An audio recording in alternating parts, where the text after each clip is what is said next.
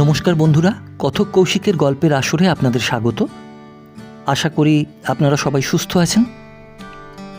বন্ধুরা, আজ আপনারা শুনবেন বাংলা ভাষায় বন জঙ্গল ও শিকারের অভিজ্ঞতার নানা কাহিনীর প্রখ্যাত রচয়িতা জগমোহন মুখোপাধ্যায়ের লেখা শিকার কাহিনী।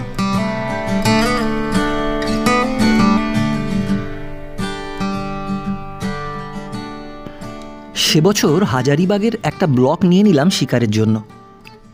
ব্লকটার নাম ডাক শুনেছি আগে, পৌঁছে জানলাম শিকার বেশিরভাগই হরিণ, সম্বর, বাঘ একরকম নেই বললেই হয়। শুধু আমাদের বাংলোটা গ্র্যান্ড ট্যাঙ্ক রোডের ওপরে হওয়ায় রসদ সংক্রান্ত অনেক অসুবিধে থেকে বাঁচা গেল। সেখানে পৌঁছানোর পরের দিন সকালে প্রাতরাশ সেরে মৌজ করে রোদ পোহাচ্ছি, হাত পা ছড়াচ্ছি। এমন সময় একটি যুবক এলো, নাম রফি। আলাপের পর তাকে খুব ভালো লাগলো। যদিও সে পেশাদার গাইড নয়, তবু এই ভদ্র রফিকে শিকারে উপযুক্ত সহকারী হবে বলে ধারণা হওয়ায় ভাবতে ভালো লাগলো। মনে হলো বেশ শিক্ষিত, বয়স 24-25। আলাপে অন্তরঙ্গ হতে সময় নিল না। তার শিকারের বাতিক সাংঘাতিক, শুধু সুযোগ আর সঙ্গীর অভাবে বেচারির শখ মেটে না। আমাদের সঙ্গী পেয়ে খুশি হলো সে। রফি থেকে রফি সাহেব হয়ে সে আমাদের দলে ভিড়ল। এরপর চাকুরে হওয়া সত্ত্বেও দিনে রাতে ডাকা মাত্র রফি সাহেব হাজির। স্পটারের কাজে রাতারাতি তার দক্ষতার পরিচয় পেলাম। তবু নিজের সমস্ত গুণ গোপন করে সে আমাকে একজন পাকা শিকারী বলে ধরে নিয়েছিল। শিকারে সব সময় সঙ্গে সঙ্গে থাকত। কেমন যেন আমার ওপর একটা আস্থা জন্মে গিয়েছিল এই স্বল্প পরিচয়ই। একদিন রফি সাহেব স্থানীয় একজন লোককে সঙ্গে এনে পরিচয় করিয়ে দিয়ে বলল, মাইল চারেক দূরে এর ক্ষেত। সেখানে ক্ষেতে হরিণ এসে ফসল খেয়ে তছনছ করে। আপনারা যদি চান তো এক ঢিলে দুই পাখি মরে, শিকারও হয়, বেচারির ফসলও রক্ষা পায়। যাওয়া স্থির হলো। সবে 10টা বাজে।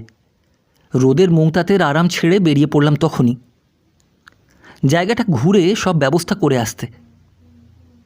গন্তব্যস্থলে পৌঁছে দেখলাম বিরাট ক্ষেত, লম্বা চওড়ায় 1 বর্গ মাইল প্রায়। তার 3 দিকে জঙ্গল দিয়ে ঘেরা, একদিকে শুধু রাস্তা। দুপাশের জঙ্গল কিছু পাতলা, অন্য ধারে ক্ষেতের শেষেই ছোট পাহাড়ি নালা, আর তারপর থেকেই পাহাড় ও ঘন জঙ্গলে জমিটা দুদিক থেকে ঢালু হয়ে এসে ক্রমশ মাঝখানটা একটা খাদের মতো সৃষ্টি হয়েছে। দূরের পাহাড় থেকে জমিটাকে দেখলে মনে হবে কেউ বুঝি বিরাট মোটা একটা বই মাঝখান থেকে খুলে রেখেছে। সেই খাদের একপাশে অড়হরের ক্ষেত, অন্যদিকে কিছুটা সুরগুজা ক্ষেত, বাকিটা অনাবাদি পড়ে আছে। প্রথমেই নালা পেরিয়ে গভীর জঙ্গলের দিকটা দেখা গেল। পাহাড়ে নালার পাশে পাশে নরম মাটিতে জানোয়ারের স্পষ্ট পায়ের ছাপ। সেই ছাপ দেখে বুঝলাম চেতরা, সম্বর বাদেও ফোটরা আর শুয়োরেরাও এখানে আসে।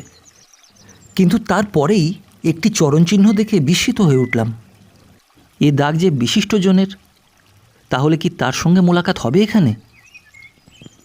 ক্ষেতের মালিককে প্রশ্ন করলাম, এদিকে চিতার যাতায়াত আছে কি? উত্তরে সে বলল, কিছুদিন আগে বিকেলে হঠাৎ একটা চিতা একটা গরুর ওপর হামলা করে, কিন্তু লোকজন জানতে পেরে হল্লা করে তাকে ভাগিয়ে দেয়। তারপর আর কোনো খোঁজ নেই।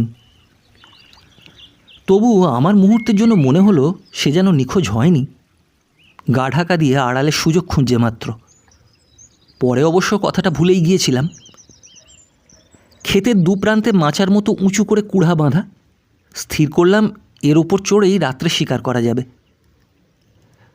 সমস্ত ঠিক করে দুপুরে বাংলোয় ফিরলাম। সন্ধ্যের অনেক আগেই আমরা ফের রওনা দিলাম। সেখানে পৌঁছে ক্ষেতের মালিকের আস্তানায় ঘন দুধ দিয়ে আরাম করে কফি খেয়ে শরীর চাঙ্গা করে মাচায় এলাম। রফি আমার সঙ্গে রইল। কৃষ্ণপক্ষের শেষের এক তিথি। চারদিকে জমাট অন্ধকার। পাশের প্রান্তর ও দূরের জঙ্গলে অদ্ভুত এক নিস্তব্ধতা। সমস্ত মিলিয়ে একটা ছমছমে ভাব। তার মধ্যে নিষ্পলক চোখে বসে আছি শিকারের আশায়। খুট করে শব্দ হলেই ভাবছি বুঝি শিকার এসেছে। তীক্ষ্ণ দৃষ্টি দিয়ে যত দূর চোখ যায় দেখতে চেষ্টা করি। এভাবে অপেক্ষা করে করে সময় কাটছে। রাত 9টা, কিন্তু আমাদের ভাগ্যে কোনো শিকারই জুটল না। 10টা, তবু কোনো জানোয়ারের পাত্তা নেই। শেষ পর্যন্ত রফি বলল, নেমে পড়ুন, বসে থেকে কি হবে, তার চেয়ে বস্তির লোককে জিজ্ঞাসা করে দেখি আজ আর জানোয়ার আসার সম্ভাবনা আছে কি না। কথাটা আমার ভালোই লাগলো। কুড়া থেকে নেমে দোমড়ানো শরীরটাকে সোজা করে আরাম বোধ হলো। রফি খানিকটা অপ্রস্তুত হয়ে পড়েছিল। বলল, এই শীতে আমার কথায় কষ্ট পেলেন, অথচ বড়াতে কিছুই জুটল না। আমি হেসে বললাম, আরে তাতে কি হয়েছে, যা দিনকাল শহরের লোকেরা কথা দিয়ে আসে না, আর এ তো হলো জঙ্গলের জানোয়ার। রফি তবু সান্ত্বনা পেল না। বলল, সত্যি আজকের ব্যাপারটা আশ্চর্য, এমন কোনো রাত যায়নি যেদিন এই ক্ষেতে জানোয়ার আসেনি। কিছু বুঝতেই পারছি না মাথামুন্ডু। রফির কথাটার ঠিক অর্থ আমার কাছে স্পষ্ট হলো না। ও কি ভাবছে আন্দাজ করতে পারলাম না। শেষে রফি বলল, চলুন বস্তিতে গিয়ে খোঁজ নিই, গভীর রাতে আসা আছে কি না। সামনে রফি, পেছন পেছন আমি। মাঝের খাদ মতো জায়গাটা দিয়ে বস্তির পথ। অন্ধকারেই পথ হাঁটছিলাম।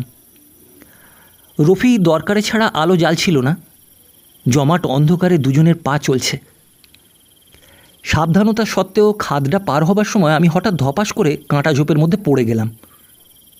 খুব সাবধানে হাঁটার জন্য তেমন চোট না লাগলেও হাতের রাইফেল বাঁচাতে শরীরের বাঁ দিকের ওপর দিয়ে সমস্ত ধাক্কাটা সামলাতে বাঁ হাঁটু আর বাঁ কাঁধে ব্যথা লাগলো। হাত ছড়ে গেল কাঁটা গাছে। আবার উঠে হাঁটতে শুরু করলাম। শব্দ করা বা আলো জ্বালা নিষিদ্ধ, অতএব বস্তিতে পৌঁছেই যা হয় ফার্স্ট এড নেব ঠিক করলাম। কিছুক্ষণেই বস্তির পেছন দিকটায় পৌঁছে গেলাম। খাদের এপাশে সুরগুজা ক্ষেতের পর শূন্য প্রান্তর, মাঝে মাঝে ছোট ছোট বুনো ঝোপ। কৃষ্ণপক্ষের রাত হলেও ফাঁকা মাঠের কাছে কিছু আবছা আলোর আভাস পাওয়া গেল। স্টারলাইট বা নক্ষত্রের আলোয় ঝোপঝাড় বাদে বাকি মাঠটার অন্ধকারটা অনেকটা ফিকে। মাঠ ভেঙে যাচ্ছি। পাহাড় আর গভীর জঙ্গলের দিকে মুখ করে বস্তিটা ক্ষেতের শেষ প্রান্তে রয়েছে, আর পেছন দিকটা গোশালা। সব মিলিয়ে বস্তিটির অবস্থান টিয়ের মতো অনেকটা। বস্তির দিকটা যেতে ডান পাশে গোশালা। বস্তি আর আমাদের মাঝামাঝি স্বল্প ঢালু এক টুকরো মাঠ। সামনে এগোতে এগোতে অস্পষ্ট আলোয় হঠাৎ মনে হলো গোশালার পাশে সেই মাঠে কি যেন একটা স্থির হয়ে দাঁড়িয়ে।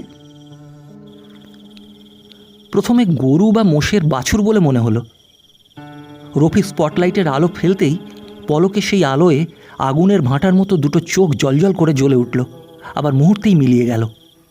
আর সঙ্গে সঙ্গেই রফির বিস্ময় মেশানো ফিসফিস শব্দ কানে ঢুকল, হুঁশিয়ার, চিতা। চোখ দেখেই চিতা মালুম পেয়েছি, কিন্তু এখন হুঁশিয়ার আর হব কি করে। মুখোমুখি মাটির ওপর খানিকটা বিপজ্জনক বোধ হলো।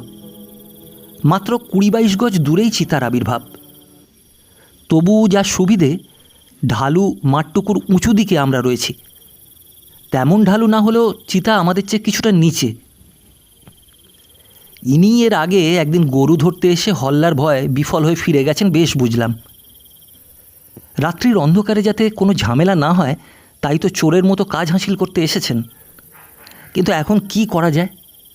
আমাদের গন্ধ পেয়ে লজ্জায় সেই যে মুখ ফেরালেন, আর এদিকে আসবার নামটি নেই। শুধু তার অস্পষ্ট শরীরটা দেখতে পাচ্ছি। রাইফেল তুলে আন্দাজে নিশানা করতেই রফি বাঁ হাত দিয়ে নলটা নামিয়ে বাধা দিল। বলল, পেছনে গরু মোষের খাটাল, গুলি ফসকালেই বিপদ। গোয়ালের কথাটা আমার মনেই ছিল না, উত্তেজনায় ভুলেই গিয়েছিলাম। তাই রফিকে মনে মনে ধন্যবাদ দিলাম।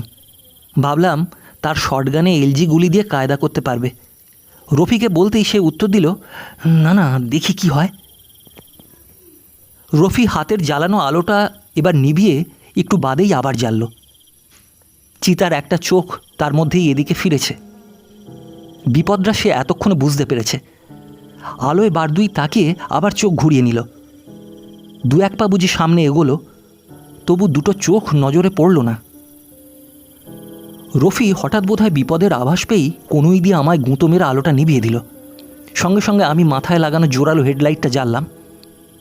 এই সামান্য পলকের ভগ্নাংশে দেখলাম চিতা খানিকটা এগিয়ে একটা ঝাড়ি মানে ঝোপের আড়ালের মধ্যে মাটিতে বুক মিশিয়ে বসে পড়েছে। দুটো চোখই এবার স্পষ্ট জলজল করে জ্বলছে। এখন আরও মুশকিল, চিতার পেছনেই এবার বস্তির মাটির দেওয়ালগুলো। ফসকালে মানুষ খুনের দায় পড়তে হবে। বাঘ বা চিতারা ঘেরের মধ্যে পড়লে ভয়ঙ্কর হয়ে ওঠে। ঠিক ঘের না হলেও ওর পেছনের রাস্তা বন্ধ, পালাবার একমাত্র পথ আমাদের সামনে দিয়ে। সুতরাং এই প্রায় বন্দি অসহায় চিতা যে কোনো সাংঘাতিক অঘটন ঘটিয়ে ফেলতে পারে। পাশে বেশ বড় দুটো আম গাছ নজরে পড়ল। একটা চিতার কাছাকাছি, অন্যটা আমাদের। মাথায় বুদ্ধি এলো হঠাৎ। রফিকে ঠেলতে ঠেলতে আম গাছটার কাছে চলে এলাম। এখান থেকে দুটো সুবিধে। প্রথমত, গাছের পেছনে আমাদের অবস্থানটা খানিকটা সুবিধাজনক।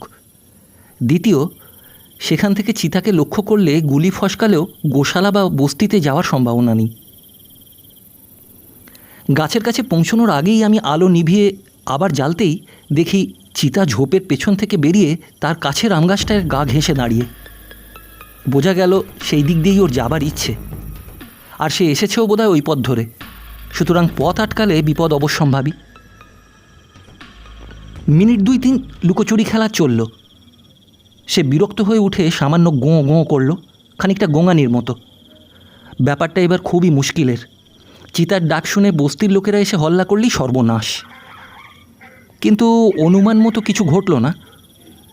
কটা কুকুর কেবল চড়া গলায় কেউ কেউ করেই থেমে গেল। আমরা দুজনেই সম্মোহিতের মতো হঠাৎ সব ভুলে দাঁড়িয়ে আছি। আর একটু, অন্তত ইঞ্চি 6 এগিয়ে দাঁড়ালে ওর মাথা লক্ষ্য করে গুলি ছুঁড়লে লক্ষ্যভ্রষ্ট হলেও গাছের মোটা গুঁড়িতে তা আটকে যেত। তা না হলে এখান থেকে গুলি করা সম্ভব নয়। আগের জায়গায় যেতে পারলে এখন অবশ্য সুবিধা হয়। সেই ভেবে চিতার গায়ে আলো ফেলে ধীরে ধীরে হাঁটতে লাগলাম। আমার মাথায় হেডলাইটই জ্বলছে। গতিক ভালো নয় বুঝে রফি আগেভাগেই টর্চটা কোমরে ঝুলিয়ে দুহাতে বন্দুক নিয়ে রেডি হয়ে গেল। সুবিধে মতো জায়গায় এসে রাইফেল তুলে টিপ করতে গিয়ে দেখি সামনের মাছির ওপর লাগানো সাদা অ্যাডহেসিভ টেপটা নেই। ওই যখন পড়ে গিয়েছিলাম তখনই হয়তো সেটা খুলে গেছে। অথচ অন্ধকারে মাছি দেখতে না পেলে টিপ করাও শক্ত।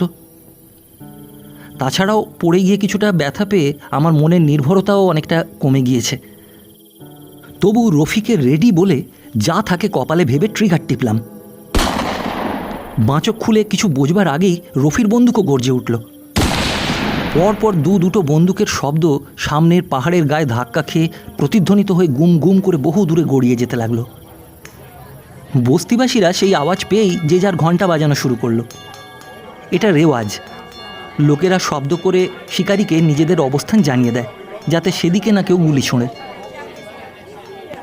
রাইফেল নামিয়ে দেখলাম দ্বিতীয় আম গাছের দিকে পলকহীন দৃষ্টিতে রফি তাকিয়ে আছে। রফির দৃষ্টি অনুযায়ী চোখ ফেলতেই দেখলাম ধরাশায়ী চিতার ল্যাজটা তখনও ওঠানামা করে মাটিতে আছাড় খাচ্ছে। বুঝলাম আমরা বিপদমুক্ত। একটা স্বস্তির নিঃশ্বাস বেরিয়ে এলো বুক থেকে। বললাম, যাক, বাঁচা গেল। রফি উত্তরে বলল, খুবই অসুবিধাজনক জায়গায় পড়েছিলাম। আমরা কিছু করার আগে ওই হামলা করতে পারত। বস্তির লোকেরা হ্যারিকেন নিয়ে এর মধ্যে এসে পড়ল। সকলেই চিতাটার কাছে গেলাম। প্রথম থেকেই আমার ধারণা আমার গুলি চিতার গায়ে লাগেনি। সামনে এসে দেখলাম অনুমান সত্য। আমার গুলিটা চিতার কাঁধ ছুঁয়ে গাছের গুঁড়িতে বিঁধেছে। আসলে রফির গুলিতেই তার ভবলীলা সাঙ্গ হয়েছে। রফিকে অভিনন্দন দিয়ে বললাম, আজ তোমার স্থির বুদ্ধির জন্যই আমরা ভয়ঙ্কর বিপদের হাত থেকে বেঁচে গেলাম।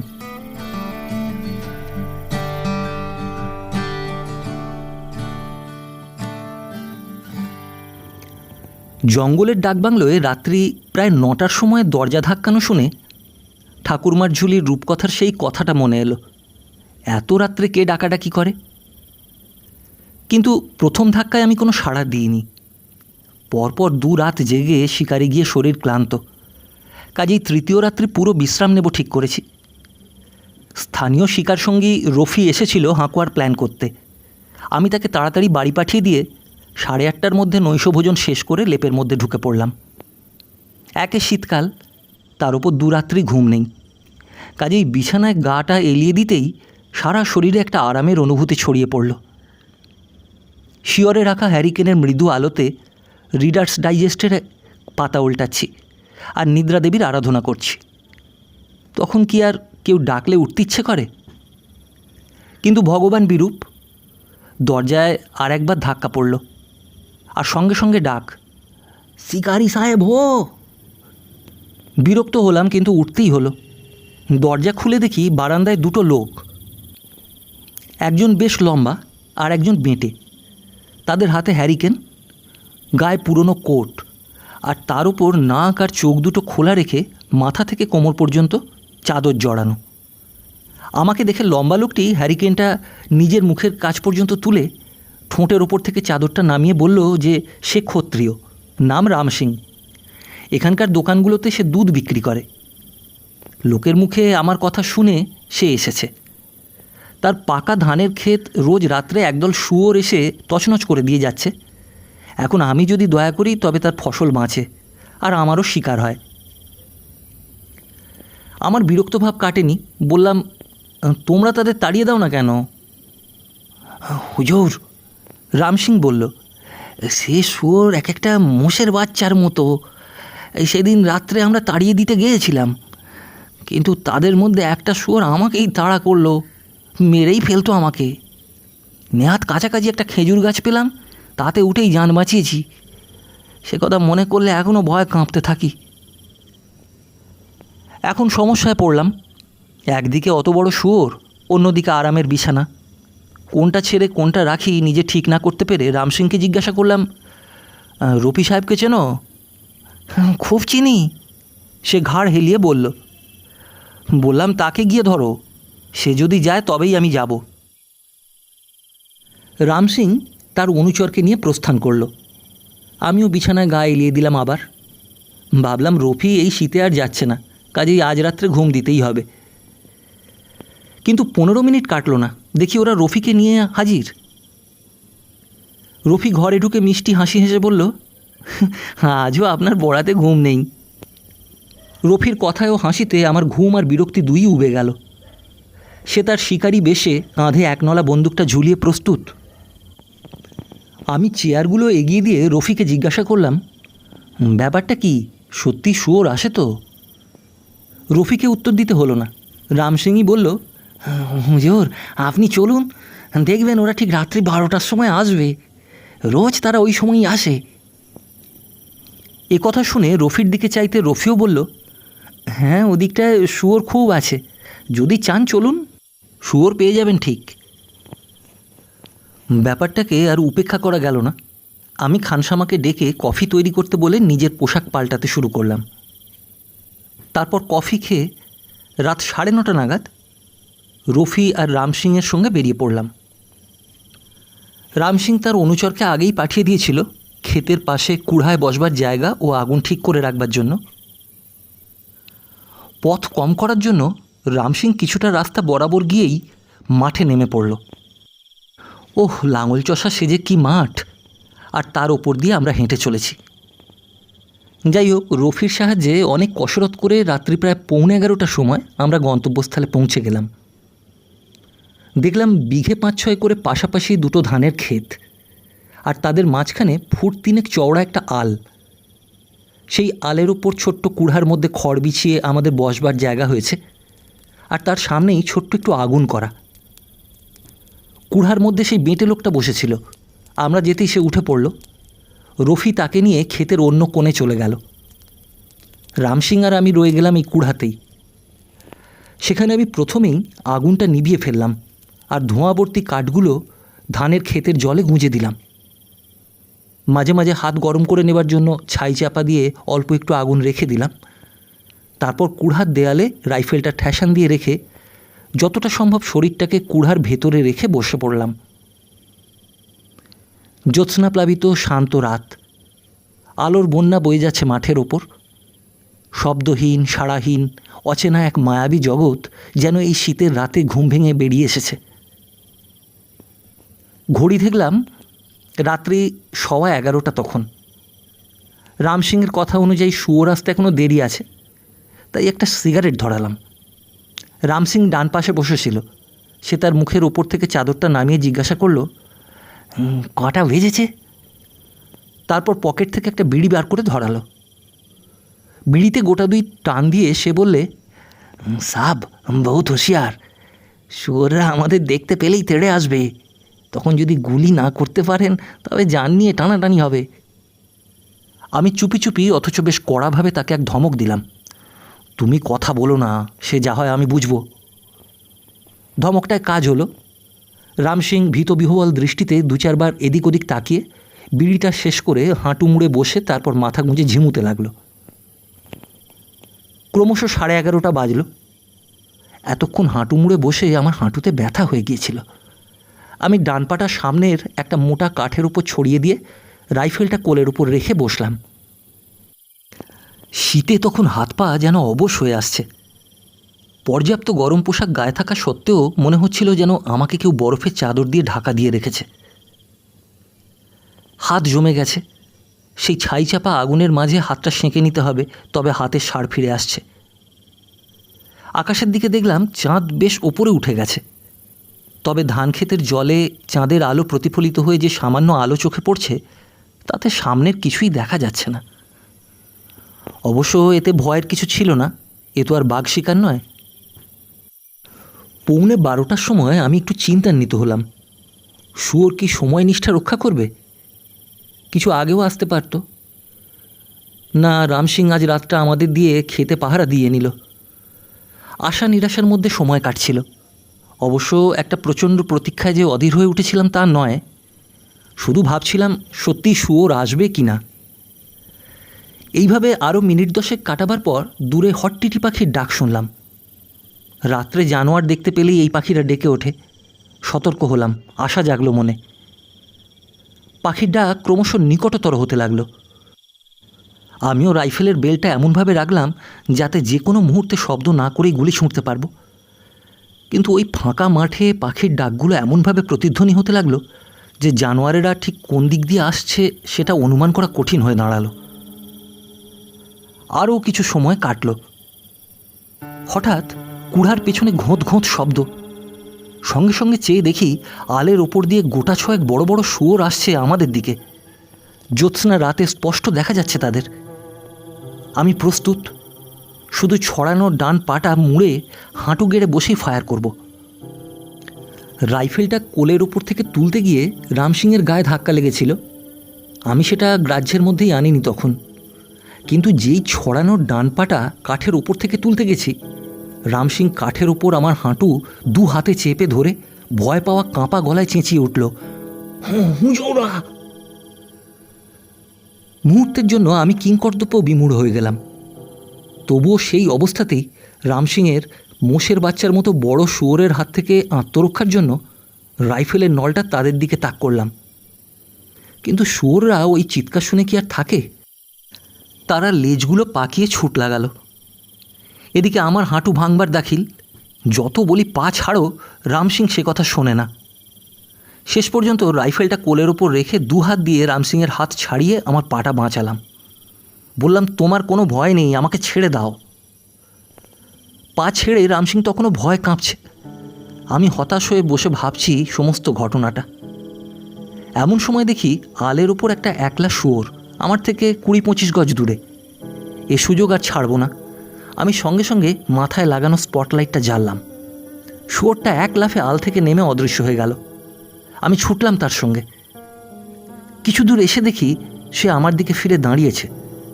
স্পটলাইটে তার লালচে চোখ দুটো জলজল করছে, কিন্তু জ্যোৎস্নাতে স্পটলাইট ভালো কাজ না করায় তার দেহের কোনো অংশ স্পষ্ট দেখা যাচ্ছে না। তবু আমি আন্দাজে গুলি ছুঁড়লাম। গুলি করার পর 4-5 সেকেন্ড কিছুই দেখলাম না। শুধু তখন রাইফেলের শব্দটা সেই বিস্তৃত মাঠের ওপর দিয়ে যেন গড়িয়ে গড়িয়ে বহু দূর চলে যাচ্ছিল।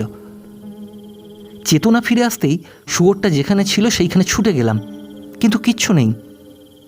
স্পটলাইটটা ফেলে আশেপাশে দেখতে লাগলাম। হঠাৎ শুনলাম একটা ফোঁস ফোঁস শব্দ। সেদিকে আলো ফেলতেই দেখি সেই লালচে চোখ দুটো আমার দিকে এগিয়ে আসছে। সময় নষ্ট না করে আরেকটা গুলি ছুঁড়লাম। শব্দে বুঝলাম শুয়োর এবারে ধরাশায়ী হয়েছে। ছুটে গেলাম তার কাছে। দেখলাম প্রথম গুলিতে তার সামনের একটা পা ভেঙে গেছে, দ্বিতীয়টা বিঁধেছে তার বুকে। রাইফেলের আওয়াজ শুনে রফি আর রামসিং এসে হাজির হলো আমার কাছে। রামসিং শুয়োরটা দেখে বলল, এইটাই সেদিন জান নিয়ে নিচ্ছিল আমার। আমি ধমক দিয়ে বললাম, তুমি আবার কথা বলছো কি, ভীতু কোথাকার, ক্ষত্রিয়দের কলঙ্ক। রামসিংয়ের মুখের ঢাকা এবার নামানোই ছিল। সে হাত জোর করে সেই একটা কথাই বলল, হুজুর।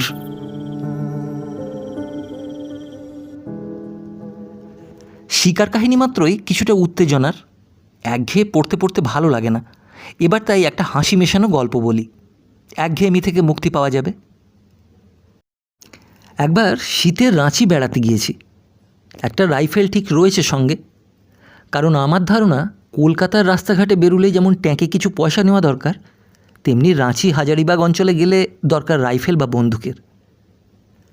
রাঁচিতে পা দিলেই বন্ধুবান্ধব আত্মীয় স্বজন সব এসে জুটে হই হল্লা করে। কটা দিন খুব হুল্লোড়ের মধ্যে দিয়ে কেটে যায়, কিন্তু আমার সঙ্গে তাদের মনের মিল হয় না। সমবয়সী অন্যান্য সকলেই প্রায় থিয়েটার বা রবীন্দ্রসঙ্গীত এসব নিয়ে মেতে থাকে, কিন্তু শিকারের নাম শুনলেই 10 পা পেছিয়ে যায়।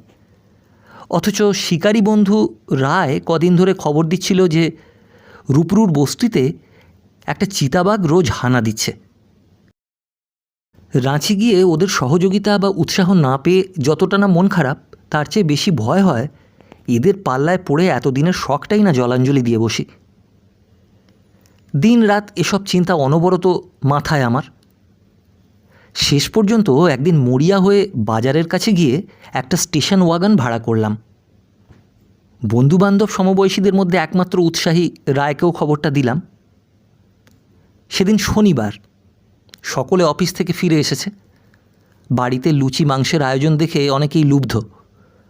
তারপর আমার শিকারের প্ল্যান শুনে হঠাৎ সাতু আর বাঁশি আমার কাছে এসে শটান বলে বসলো আমাদের সঙ্গে নিতে হবে। বললাম, সে কি, এতদিন বলে বলে মুখ ব্যথা হয়ে গেল, একটা ব্যবস্থাও কেউ করতে পারলে না। আর আজ যখন নিজে কষ্ট করে সব বন্দোবস্ত করেছি, অমনি মাংস লুচি দেখেই শখ চেপে বসলো। যাও বাচ্চা ধনেরা, হারমোনিয়াম নিয়ে নদীর ধারে বসে গান গাওগে, শিকার ফিকারে তোমাদের যেতে হবে না। কিন্তু আমার কথায় আর কান দেবে কে, সেজে বসলো নিজেরাই। শুধু এই এক জ্বালাই নয়, সাতু এসে আবার আমায় বলল তার কে এক বন্ধু সুজিত নতুন বন্দুক কিনেছে, সেও যাবে আমাদের সঙ্গে। ঝুট ঝামেলা নিয়ে আর যাই হোক শিকারে যাওয়া যায় না। বাধ্য হয়ে ওকে থামাবার জন্য বললাম, আমি কীর্তন গাইতে যাচ্ছি, যে যত লোক পারি জুটিয়ে নিয়ে যেতে হবে। এ কথায়ও ওদের উৎসাহ কমল না। ফলে যাত্রার আগেই আমার শিকারের আশা নিভল। ওদিকে বাড়ির মেয়েদের হাঙ্গামা বাড়ল।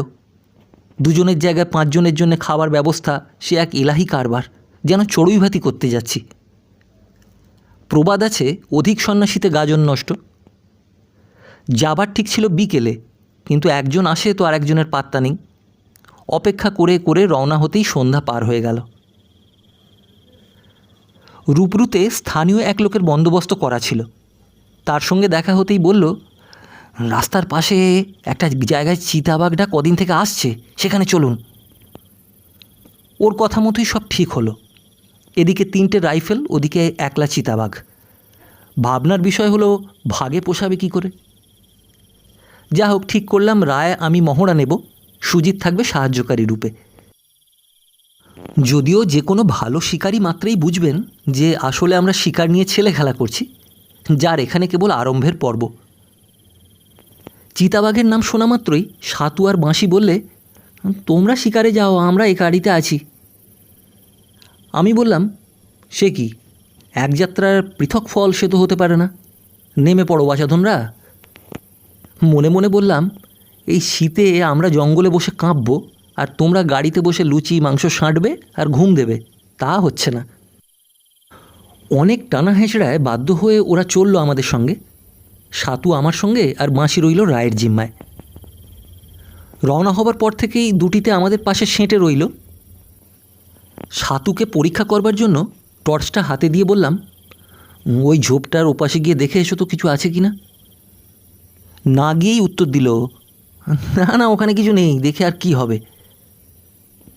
কিছুটা এগিয়ে গিয়েই সাতু একটা পাথর হাতে তুলে নিল।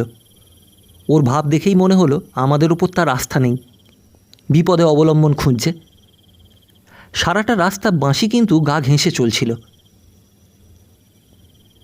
নির্দিষ্ট জায়গায় পৌঁছে গাইড চিতার আগমন স্থান নির্দেশ করল। রায়কে কাছাকাছি খুব সম্ভাব্য জায়গায় বসিয়ে দিলাম, সঙ্গে বাঁশি রইল। কিছু দূরে একটা খাদ মতো স্থানে সুজিত আর আমি সাতুকে নিয়ে বসলাম। খাদটা ঝোপে ঝাড়ে ভর্তি। কিছু সময় কাটবার পর সুজিত একটা গাছের টর্চ ফেলে আমাকে ডাকলো। তাড়াতাড়ি গেলাম কাছে। দুটো জ্বলন্ত চোখ দেখিয়েও আমাকে বলল, লেপার্ড। আমি বললাম, গাছে? সুজিত উত্তর দিল, লেপার্ড গাছে ওঠে জানেন না? কথাটা সব শিকারীই জানে। আমার প্রশ্ন ছিল চিতার অবস্থানের। তবুও ওই সব জান্তা শিকারীকে বেশি কিছু না বলে আত্মসম্মান রক্ষা করাই শ্রেষ্ঠ বিবেচনা করে বললাম, যাও তুমি আর সাতু দুজনে মিলে ওটাকে মারো, আমি এখানে আছি। সাতু গেল না, আমার সঙ্গেই থাকলো। উপরন্তু আমাকে জিজ্ঞেস করলো, রাইফেলে গুলি ভর্তি আছে? উত্তর দিলাম, বাঘ না দেখে গুলি ভরা বিপজ্জনক, দুর্ঘটনা ঘটে যেতে পারে। সাতু এবার অনুযোগের সুরে বলল, রাইফেলে গুলি নেই, বাঘ এসে পড়লে তো আরও বিপদ। আরে তাতে খুনের দায় পড়বে বাঘ, আমি নয়। আমি একটু রসিকতা করেই বললাম। সুজিত ওদিক থেকে চেঁচিয়ে বলল, রেডি থাকবেন, বাঘ গাছ থেকে নেমে ঝোপের মধ্যে ঢুকেছে এখন। এই কথা শুনে ভয়ে সাতু মনস্থির করতে পারছে না। একবার আমার সামনে একবার পেছনে এসে বসছে আর বারবার বলছে, আপনি দয়া করে রাইফেলে গুলি ভর্তি করুন। বলাই বাহুল্য, এ ধরনের অস্থির চিত্ত ও ভীতু লোক নিয়ে শিকারে কখনোই যাওয়া উচিত নয়, বা এরা সঙ্গে আসে বলেই প্রয়োজন ছাড়া রাইফেলে গুলি ভর্তি করে রাখতে নেই। ওর কথায় আমি কান দিলাম না। ফলে আমার উদাসীনতায় সাতু বিরক্ত হলো। বলল, এর থেকে গাড়িতে থাকলে অনেক ভালো হতো। ওদিকে সুজিত বাঘের ব্যাপার নিয়ে খুব সিরিয়াস হয়ে উঠেছে। চিৎকার করে বলছে, আরে বাঘ একবার গাছে উঠছে আর একবার নামছে আর গোঁ গোঁ করে ডাকছে।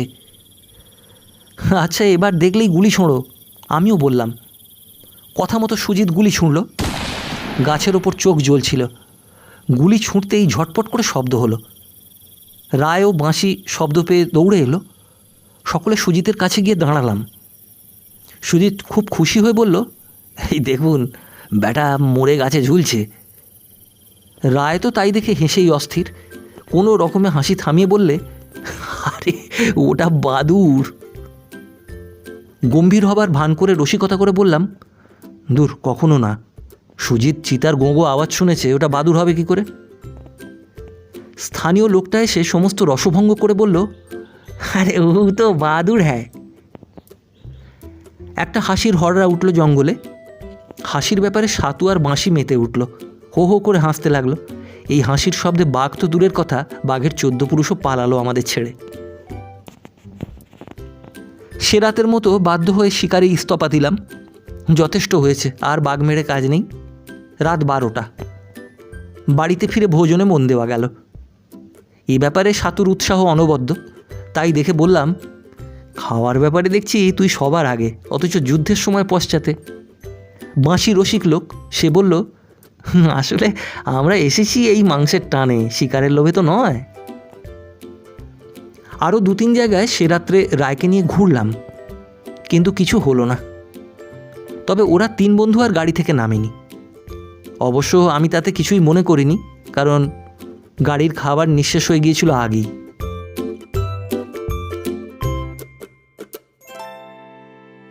চৌপারনে থাকাকালীন হঠাৎ একদিন সকালে দেখা গেল খাবার জন্যে কোনো মাংস নেই। প্রায় রাত্রেই বাংলোর পাশে খেতি থেকে .22 দিয়ে একটা করে খরগোশ মেরে তাই মধ্যাহ্ন ভোজন হতো। আগের দিন সন্ধ্যায় শিকারে যাওয়ায় খরগোশ মারা হয়নি। তাই সকালের চা শেষ করেই আমি আর শচীন বেরিয়ে পড়লাম, কাছাকাছি কোথাও যদি হরিয়াল বা অন্য কিছু পাওয়া যায়। খানসামা খবর দিল, বাংলোর পেছনে জঙ্গলে একটু ভেতর দিকে তিতির মিলবে। শচীনের খুব শখ তিতির মারবার। বলল, চলো তবে তিতিরই মেরে আনা যাক। বিমল বিদ্রুপ করল, হ্যাঁ শচীন আবার তিতির মারবে। শচীনের জেদ আরও বাড়ল। উত্তর দিল, আজ তোকে তিতির মেরে দেখা বই। জঙ্গলে বেশি দূর যেতে হলো না। 3টে তিতির পাশ দিয়ে উড়ে একটা ঝোপের পাশে বসলো। শচীন সঙ্গে সঙ্গে গুলি করলো। 2টো উড়ে গেল, একটা জখম হয়ে পাক খাচ্ছিল। শচীন বলল, হ্যাঁ, বিমল খুব যে বলেছিল তিতির শিকার আমার দ্বারা হবে না, কিন্তু এখন? আচ্ছা, সে কথা পরে হবে, তুমি আরেকটা গুলিতে ওটাকে খতম করো আগে। আমার উত্তরে বিমল বলল, তুমি কি খেপেছ? আর একটা গুলি? কথা শেষ করে বিমল তিতিরটা আনতে গেল, কিন্তু হা ভগবান, তিতির নেই, কখন এক ফাঁকে অদৃশ্য হয়েছে। পুরো 1 ঘন্টা খোঁজা হলো। আশপাশে ঝোপঝাড় তোলপাড় করেও সেই অর্ধমৃত তিতিরকে পাওয়া গেল না। শেষ পর্যন্ত আমার ধৈর্যচ্যুতি ঘটল। শচীনকে বললাম, ওহে আজ চলো, কাল না হয় খবরের কাগজে নিরুদ্দেশ বিজ্ঞাপন দিয়ে দেখব কি হয়।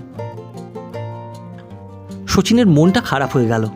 শুকনো মুখে হতাশ হয়ে সে বাংলোয় ফিরল। তিতিরের অভাবে ভাগ্যে শুধু আলুর ঝোল আর ভাত জুটল। বিমলকে শচীনের ব্যাপার খুলে বলতে ও বলল, বেশ হয়েছে, খুব বেঁচে গেছি, আর একটু হলেই ও আমাকে শিকারে হারিয়ে দিত। আমারও ঠিক এই এক দশা হয়েছিল। বিমল তার কাহিনী শুরু করল। কল্যাণী থেকে একটু ভেতরে শিকার করতে গিয়েছি। কিছু দূর গিয়েই দেখি 3টে বেশ বড় বড় তিতির চড়ছে।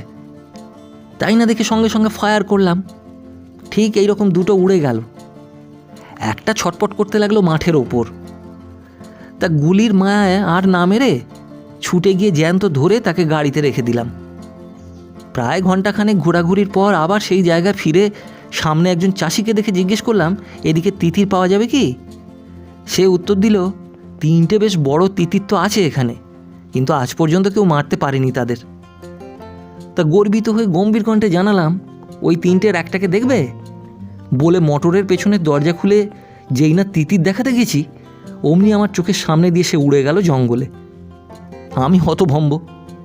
চাষি বলল, কি হলো মশাই, পাখি কই? সমস্ত গর্ব ধুলো হয়ে মাটিতে মিশল। শুধু বললাম, দেখো ভাই, গত 1 ঘন্টা আধমরা হয়ে গাড়িতে ছিল, এরপর জ্যান্ত হয়ে উড়ে যাবে কল্পনাও করিনি। এখন দেখছি তোমার কথাই ঠিক। বিমলের কথা শেষ হলে আমি বললাম, শচীনকে আমি আর একটা গুলি করে পাখিটাকে শেষ করতে বলেছিলাম, কিন্তু আমার কথায় কানই দেয়নি, উল্টে হো হো করে হেসে উঠেছিল। ফলও তাই তেমনি হয়েছে। শচীন তখন পরশুরামের কেরোসিন ব্যান্ডের মাস্টার লটবর্ণন্দির মতো ও হো হো হো করে মাথায় হাত দিয়ে বসে পড়ল।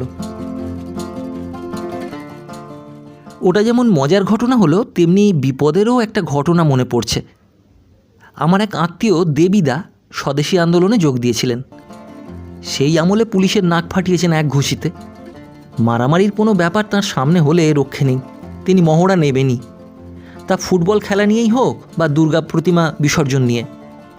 তার সাহস যে আমাদের চেয়ে অনেক গুণ বেশি, তাতে কোনো সন্দেহ নেই। আমার সঙ্গে তিনি একবার পালামৌতে শিকারে যান। তার কোনো বন্দুক নেই। ওখানে গিয়ে একটা লাঠিকে একদিকে ছুঁচলো করে রাখলেন। তাই দেখে আমি বললাম, এটা কি হবে? এদিকে যা জঙ্গল দেখছি। দেবিদা উত্তর দিলেন, কোন ঠিকানা কি বিপদ হয়, তাই কাছে একটা হাতিয়ার থাকা ভালো। দেবিদার মনের জোরও অসম্ভব। হরিণ শিকার নিয়ে স্থানীয় লোকদের সঙ্গে আমাদের কথা কাটাকাটি হলো। তারা আমাদের শাসিয়ে গেল। সঙ্গে বন্দুক রাইফেল থাকা সত্ত্বেও ব্যাপারটায় আমি একটু ভয় পেলাম। সঙ্গে ছোটদা ছিল। দেবিদা প্রথম থেকেই আমার ভয় ভাবটা ধরে ফেলেন। বললেন, দেখো, যে সাহসী সে একবারই মরে, ভিতুর মরণ প্রতিপদে। কথাটা সেদিন সময়োপযোগী ভালো লেগেছিল। এখনও কোনো ভয়ের ব্যাপার হলেই আমি দেবিদার উপদেশ স্মরণ করে থাকি। এহেন দেবিদাকে সঙ্গে নিয়ে একদিন একটা পুকুরে হাঁস মারতে গিয়েছিলাম। পুকুরটায় অনেক বেলে হাঁস ছিল। প্রথম ফায়ারের সঙ্গে সঙ্গেই 4টে জলে পড়ল, বাকিগুলো উড়ে গেল ভয় পেয়ে। সমস্ত পুকুরটা ভর্তি পদ্মবন আর দামে। হাঁস 4টে প্রায় পুকুরের মাঝখানে। বাধ্য হয়ে হাঁসগুলোকে তোলবার জন্য একটা লোক ডাকতে গেলাম, কিন্তু তখন কাউকেই পাওয়া গেল না। হতাশ হয়ে ফিরে এলাম। দেবিদা তাই দেখে বললেন, এই 4টে হাঁস ওঠাবার জন্য এত ভাবনা কিসের, আমি এনে দিচ্ছি। বাধা দিয়ে বললাম, অচেনা পুকুর কোথায় কি আছে, শেষে একটা কিছু ঘটে গেলে মুশকিল। দেবিদা ধমক দিয়ে বললেন, ধুর, তোর যত ভয়! জানিস আমি সাঁতরে গঙ্গা পার হয়েছি। দেবীদা নামবার জন্য তৈরি হলেন, তবু দু একবার বলতে গেলাম, পুকুরটার দামে ভর্তি, সাঁতারের সুবিধে নেই, পা জড়িয়ে যেতে পারে। আমার কথায় কান না দিয়ে দেবীদা নেমে পড়লেন জলে। তাই দেখে তাড়াতাড়ি পাশের মাঠ থেকে ভাগ্যি 10-12 হাত একটা বাঁশ পেয়ে কুড়িয়ে আনলাম। এসে দেখি হুলস্থুল কাণ্ড। দেবীদার সাঁতরে যেতে পারছেন না, ফিরতেও পারছেন না। ছোটদার সাহায্য চাইছেন। ছোটদা হাঁটু জলে নেমে আর এগুনো উচিত কিনা ভাবছে। দূর থেকে তাই দেখে ছুটে এসে বাঁশটাকে ছোটদার হাতে দিয়ে বললাম, দেবীদার দিকে এগিয়ে ধরো। ছোটদাকে আমি শক্ত করে ধরে, যাতে দেবীদার টানে সে সরে না যায়। ছোটদা একটু নেমে বাকিটা ঝুঁকে পড়ে দেবীদার কাছে বাঁশটা পৌঁছে দিল। দেবীদা চেপে ধরতেই আমরা দুজনে তাকে পাড়ের দিকে টানতে লাগলাম, ঠিক মাছ ধরার মতো করে। দেবীদার তখন সাঁতার কাটবার ক্ষমতা নিশ্চিহ্ন।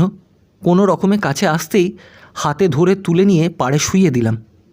প্রায় অচৈতন্য অবস্থা। সামান্য সময়েই দেবীদা সুস্থ হয়ে উঠলেন। বললেন, আর একটু হলেই কি সাংঘাতিক কাণ্ডটাই ঘটত। আমি প্রায় বাঁচবার আশাই ছেড়ে দিয়েছিলাম। এরকম বহু দুর্ঘটনা ঘটেছে।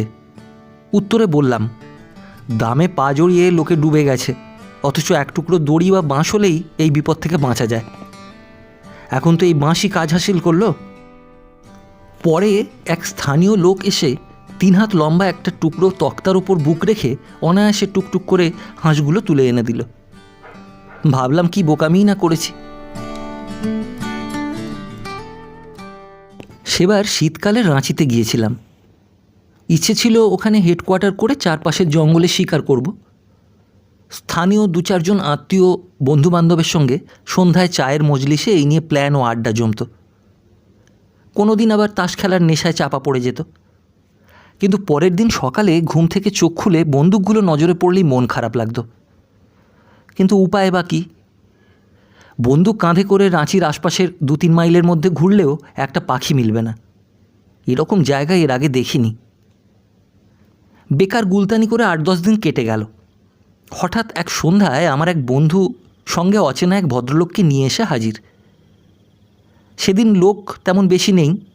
বাইরে কড়া শীত।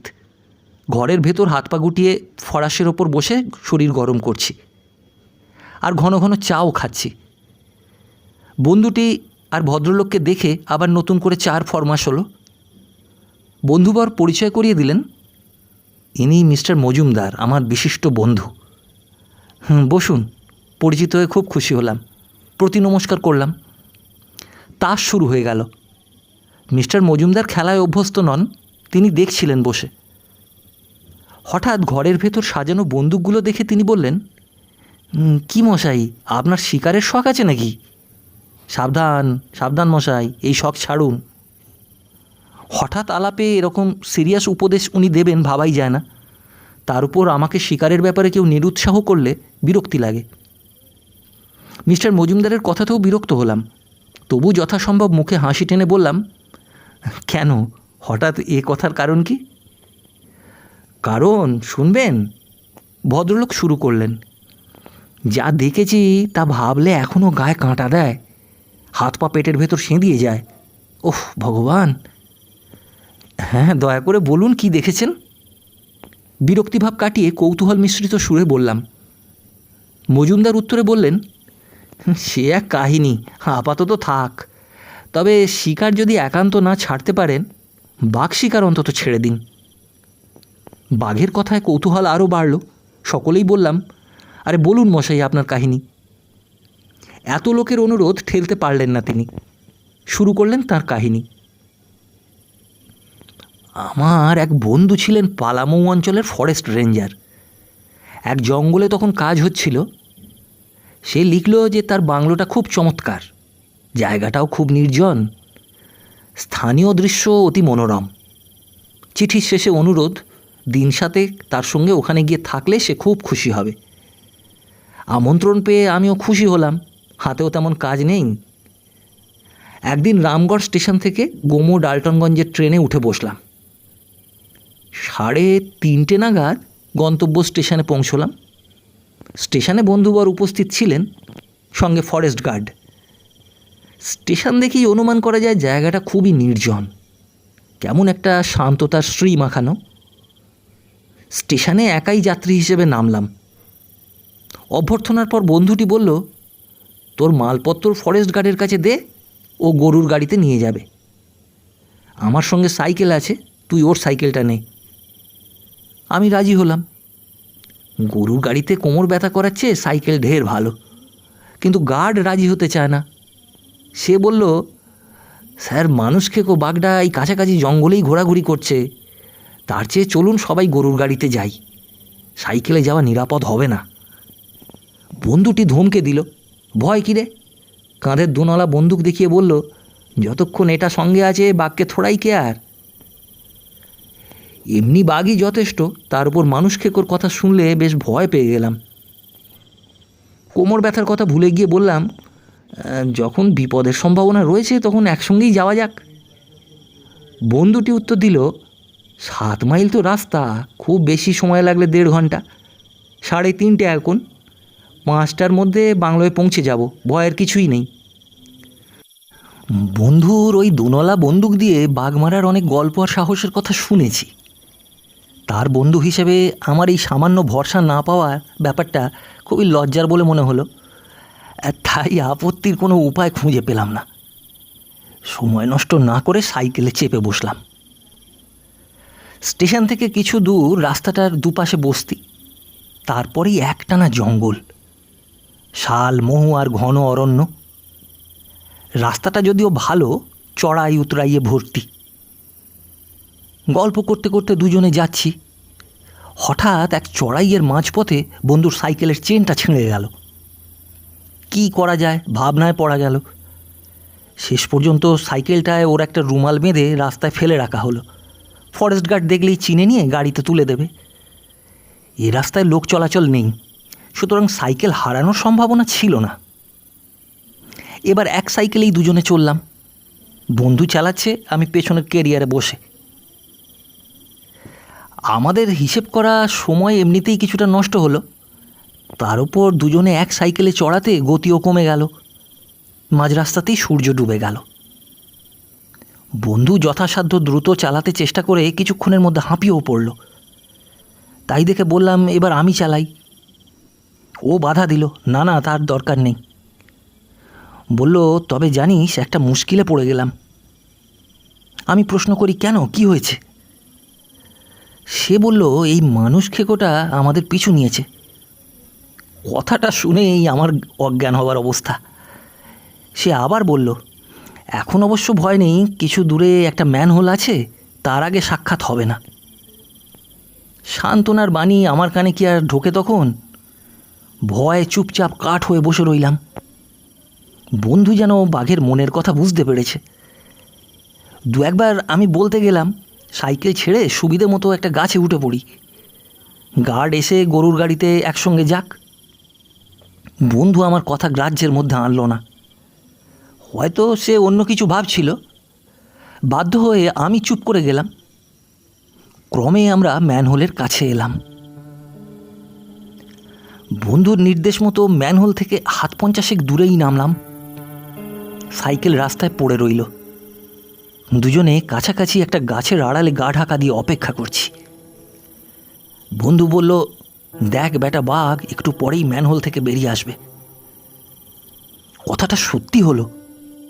বাঘ হয়তো হিসেব করে রেখেছিল যে একটা নির্দিষ্ট সময়ে আমরা ম্যানহোলের ওপর দিয়ে যাব, কিন্তু সে সময় পার হয়ে গেল। অথচ আমাদের পাত্তা নেই দেখে ম্যানহোলের ভেতর থেকে সে পা টিপে টিপে বেরিয়ে আমরা যেদিক থেকে আসছিলাম সেই দিকে তাকালো। যেমন ভীষণ সেই চেহারা, তেমনি চাউনি। বোধ হলো আমার পা দুটো পেটের মধ্যে সেঁধিয়ে গেল। বাঘের সৌন্দর্যের সুখ্যাতি প্রচুর শুনেছি, আমার কিন্তু সেটা দেখার মনের আস্থা ছিল না। শুধু ভাবলাম, সামনে দাঁড়িয়ে অপেক্ষা করছে এক মূর্তিমান মৃত্যু। তার মুখে যেন বিরক্তি। মিনিটখানেক কাটল। পাথরের মতো আমি দাঁড়িয়ে, বন্ধুটিও চুপ করে আছে। বাঘের ধৈর্যচ্যুতি ঘটল। পরে সে এক লাফে ম্যানহোলের উঁচু মাথায় উঠে আমাদের রাস্তার মাথায় বসল। আমাদের দেখা না পাওয়ায় তার মনের হতাশাটা যেন আমরা টের পেলাম। বাইরে তখনও হয়তো সূর্যের আলো ছড়িয়ে আছে, কিন্তু ঘন জঙ্গলের ভেতর এর মধ্যেই কিছুটা অন্ধকারও নেমে এসেছে। এবার বন্ধুটি সামান্য নড়ল, আমাকে চুপি চুপি বলল, তুই এখানেই থাক, কোথাও নড়বি না, আমি নিজে ওর শেষ দেখে ছাড়ব। বন্দুকে গুলি ভরে গাছের আড়াল থেকে সে রাস্তায় গিয়ে উঠল, একেবারে বাঘের মুখোমুখি। বাঘ এতটা আশা করেনি যে তার শিকার হঠাৎ শিকারী হয়ে দেখা দেবে। গাছের আড়াল থেকে বাঘটাকে দেখছি, বন্দুক দেখা যাচ্ছে না। বাঘের হুঙ্কারে বুঝলাম সে বন্দুক দেখতে পেয়েছে। আসন্ন সন্ধ্যায় নিবিড় জঙ্গলে সেই হুঙ্কারের শব্দ যে কি ভীষণ, তা না শুনলে বোঝা যায় না। যে বড় গাছটা ধরে দাঁড়িয়েছিলাম তার মোটা গুঁড়িও যেন কেঁপে উঠল। পাহাড়ের গায়ে ধাক্কা খেয়ে সেই শব্দ বহু দূর পর্যন্ত প্রতিধ্বনিত হলো। বাঘের বিরক্তি হিংস্রতায় পরিণত হলো। স্বল্প আলোতেও সেটা আমার চোখে পড়ল। শরীর কাঁপছে, আস্ফালন বাড়ছে প্রবলভাবে। তাই দেখে মনে হলো বন্ধুটি পা পা করে বাঘের দিকে বুঝি এগোচ্ছে। বাঘও সমানে গাঁক গাঁক করছে। তার হাবভাবে মনে হচ্ছে সে সুযোগ খুঁজছে। বিপদের ব্যাপারটা যেন সেও খানিকটা অনুমান করেছে, তবু ভয় না করে সে বন্ধুর চ্যালেঞ্জকে গ্রহণ করেছে। অল্পক্ষণের মধ্যেই বাঘ মাটিতে লেজের ঝাপটা দিতে শুরু করলো। কবে যেন শুনেছিলাম লাফ দিয়ে আক্রমণ করবার আগে বাঘ মাটিতে লেজ ঝাপটায়। সে কথা মনে পড়ায় বুঝলাম এবার বাঘ লাফাবে, কিন্তু বন্ধু কই? সাহসে ভর করে উঁকি দিয়ে দেখলাম বন্ধুও প্রস্তুত। খুট করে এক শব্দ, সঙ্গে সঙ্গে চোখের সামনে দিয়ে বিরাট কি যেন একটা তীরের বেগে চলে গেল। দেখি বন্ধু অদৃশ্য হয়ে গেছে, আর তার বন্দুকটা রাস্তার উপর গড়াচ্ছে। এই পর্যন্ত মনে ছিল, তারপর আর কিছুই জানি না। যখন চোখ খুললাম দেখি ফরেস্ট গার্ড আর গাড়োয়ান পাঁজাকোলা করে আমাকে গাড়িতে তুলছে। আমি তাকাতেই গার্ড বলল, সাপ কাহা? সব ঘটনা খুলে বললাম। দীর্ঘশ্বাস ফেললাম। বাঘে নিয়ে গেছে কথাটা বলতে ঠোঁট কেঁপে উঠল, চোখ জলে ভরে গেল। বললাম, ওর বন্দুকটা রাস্তায় পড়ে, ওটা নিয়ে তোমরা এখনও খোঁজ করলে ওকে বাঁচাতে পারবে। ফরেস্ট গার্ড টর্চ জেলে বন্দুকটা কুড়িয়ে আনলো, আমার সামনে খুলে দেখলো গুলি আছে কিনা। বলল, সাপ ফায়ার করেছিল, আফসোসের কথা যে গুলি ছোটেনি। আমারও সেই খট শব্দটার কথা মনে পড়ল। গাড়োয়ানকে তাড়াতাড়ি চালাতে বলে গার্ড বলল, সাহেবের নিশানা ভুল হয় না, গুলি চললে ওই বাঘ আজ মারা পড়তই। আমরা আধ ঘন্টায় বাংলোয় পৌঁছলুম। ফরেস্ট গার্ড তখনই 8-10 জন লোক নিয়ে মশাল জেলে টাঙ্গি হাতে বেরিয়ে পড়ল। একজন লোক আমার কাছে রইল, আর রইল গাড়ির গাড়োয়ান। ওরা চলে যাবার পর গাড়োয়ান বলল, চেন কাটা সাইকেলটা তারা গাড়িতে তুলে নিয়ে আসতে আসতে দ্বিতীয় সাইকেলটাও রাস্তায় দেখে। তাই দেখে ওরা এদিক ওদিক খুঁজতে খুঁজতে পাশের জঙ্গলে আমাকে অজ্ঞান অবস্থায় পেয়েছে। আশা নিরাশায় সারা রাত জেগে কাটল। মনে উদ্বেগ, মাঝে মাঝে মনে হচ্ছে বাঘ নিশ্চয়ই এখনও ওকে মেরে ফেলেনি। এইসব ভাবতে ভাবতেই ভোরের আলো ফুটে এলো। অনুসন্ধানকারী লোকরাও ফিরে এলো। ওদের কোলাহলে বাইরে ছুটে এসে দেখলাম বন্ধুর আত খাওয়া মৃতদেহটা ওরা বয়ে এনেছে। সেই অর্ধভুক্ত দেহের দিকে চেয়ে ভাবলাম, মাত্র 12 ঘন্টা আগেও আমরা একত্রে ছিলাম। সে বীর দর্পে বলেছিল বাঘকে কেয়ার করে না, আর তার কি পরিণাম। চোখ জলে ভরে এলো। ফুর্তি করতে এসে এই অঘটন, যা সারা জীবনেও ভুলবার নয়। মিস্টার মজুমদার তার কাহিনী থামালেন এখানে। মে মাসের প্রচণ্ড গরম, সূর্যের প্রখর তেজে জ্বলে খাঁ করছে চারদিক। সাধারণত এপ্রিল শুরু হলেই শিকারীরা যে যার বন্দুক রাইফেলে তেল লাগিয়ে তুলে রাখে পরবর্তী শীতের মরশুমের জন্য, সুতরাং মেতে কোনো কথাই উঠতে পারে না। কিন্তু এই সময়েই একজন বন্ধু এসে বললে, কৃষ্ণনগর থেকে কিছু দূরে এক সরকারি জঙ্গলে বুনো শুয়োর মারবার অনুমতি পাওয়া গেছে, সঙ্গে যেতে হবে। কৃষ্ণনগর, কলকাতাতেই এখন তাপমাত্রার অঙ্ক 108-9 ডিগ্রি উঠে গেছে। আমি একটু আপত্তি করে বললাম, কাজটা আরামের হবে কি এই গরমে? দেখো, শিকার কখনোই আরামপ্রদ নয়, সে উত্তর দিল। সে শীতই হোক আর গ্রীষ্মই হোক। তার মানে আমার রাজি না হয়ে উপায় রইল না। আপত্তি যখন টিকল না, মনকে বোঝাবার জন্য বন্ধুর কথাটাকে উপলব্ধি করতে চাইলাম। ভাবলাম ঠিকই তো, শিকার করতে যাওয়া হাওয়া খাওয়া নয়, সুতরাং শীত, গ্রীষ্ম, রোদ, বর্ষা এ সমস্ত মাথায় করেই মাভই বলে বেরিয়ে পড়তে হয়। শীতে যেমন রোদ্দুর বেশ মিষ্টি লাগে, গরমকালে জলে নেমে শিকার করা তেমনি আরামের। কিন্তু বিপরীত ঘটলেই দুর্ভোগের এক শেষ। অথচ এইসব প্রাকৃতিক বিধানকে এড়াবার উপায় কই? তবুও শিকার তো করতেই হবে। বড় জানোয়ার শিকারের বেলায় অবশ্য গরমকালই বরং প্রশস্ত। এ সময় সবচেয়ে সুবিধে হলো জঙ্গলটা পাতলা থাকে। অনেক জলাশয় শুকিয়ে শুধু নির্দিষ্ট জায়গায় জল থাকে। গ্রীষ্মের নিদারুণ দাবদাহে জানোয়ারদের ঘন ঘন জলপানের জন্য ওইসব জলাশয়ের কাছে যেতেই হয়। তাই সুবিধা মতো জলাশয় বেছে নিয়ে তার পাশে মাচা বেঁধে দুপুরের দিকে বসলেই শিকারের দেখা নির্ঘাত মিলবে। হরিণ, চিতা, এমনকি বড় বাঘও পিপাসায় কাতর হয়ে শিকারির রেঞ্জে এসে পড়ে। কিন্তু এভাবে তৃষ্ণার্ত শিকারকে বাগে পেয়ে মারা অনেকেরই নীতিবিরুদ্ধ। আমি নিজেই পারি না, কেমন বিবেকে বাধে। যাই হোক, একদিন ভোর 4টের সময় অনুমেয় রৌদ্রজ্বালার কষ্টকে উপেক্ষা করে কলকাতা থেকে বেরিয়ে পড়া গেল। কৃষ্ণনগরে থেকে প্রাতরাশ সেরে সোজা জঙ্গলের পথ ধরলাম। বেলা 8টা নাগাদ পৌঁছে গেলাম সেখানে। ফরেস্ট গার্ড হাজির ছিল। তাকে অনুমতিপত্র দেখিয়ে এবং সঙ্গে করে নিয়ে গিয়ে আমরা জঙ্গলটা ঘুরে দেখতে লাগলাম। নানা রকম কথা হলো চলতে চলতে। ফরেস্ট গার্ড বলল, এমনি শুয়োর এখানে প্রচুর পাবেন, তাছাড়া কয়েকটি বড় দাঁতালো শুয়োরও আছে। চুলের সিঁথির মতো মাঝামাঝি জঙ্গলটাকে দ্বিধাবিভক্ত করে একটা মেঠো রাস্তা বরাবর চলে গেছে। রাস্তা ধরে আমরা হাঁটছি। কিছু দূর গিয়ে বন্ধুটি হঠাৎ কী ভেবে পাশের জঙ্গলে ঢুকে পড়ল। একটু পরেই বন্দুকের আওয়াজ কানে এলো। শূন্যতায় কিছু তরঙ্গ তুলে শব্দটা মিলিয়ে গেল। আমরা শব্দ লক্ষ্য করে গিয়ে দেখি শুকনো একটা ডোবার মধ্যে মাঝারি সাইজের একটা শুয়োর পড়ে আছে। বন্ধু তো খুব খুশি, যাত্রা শুভ হলো তাহলে।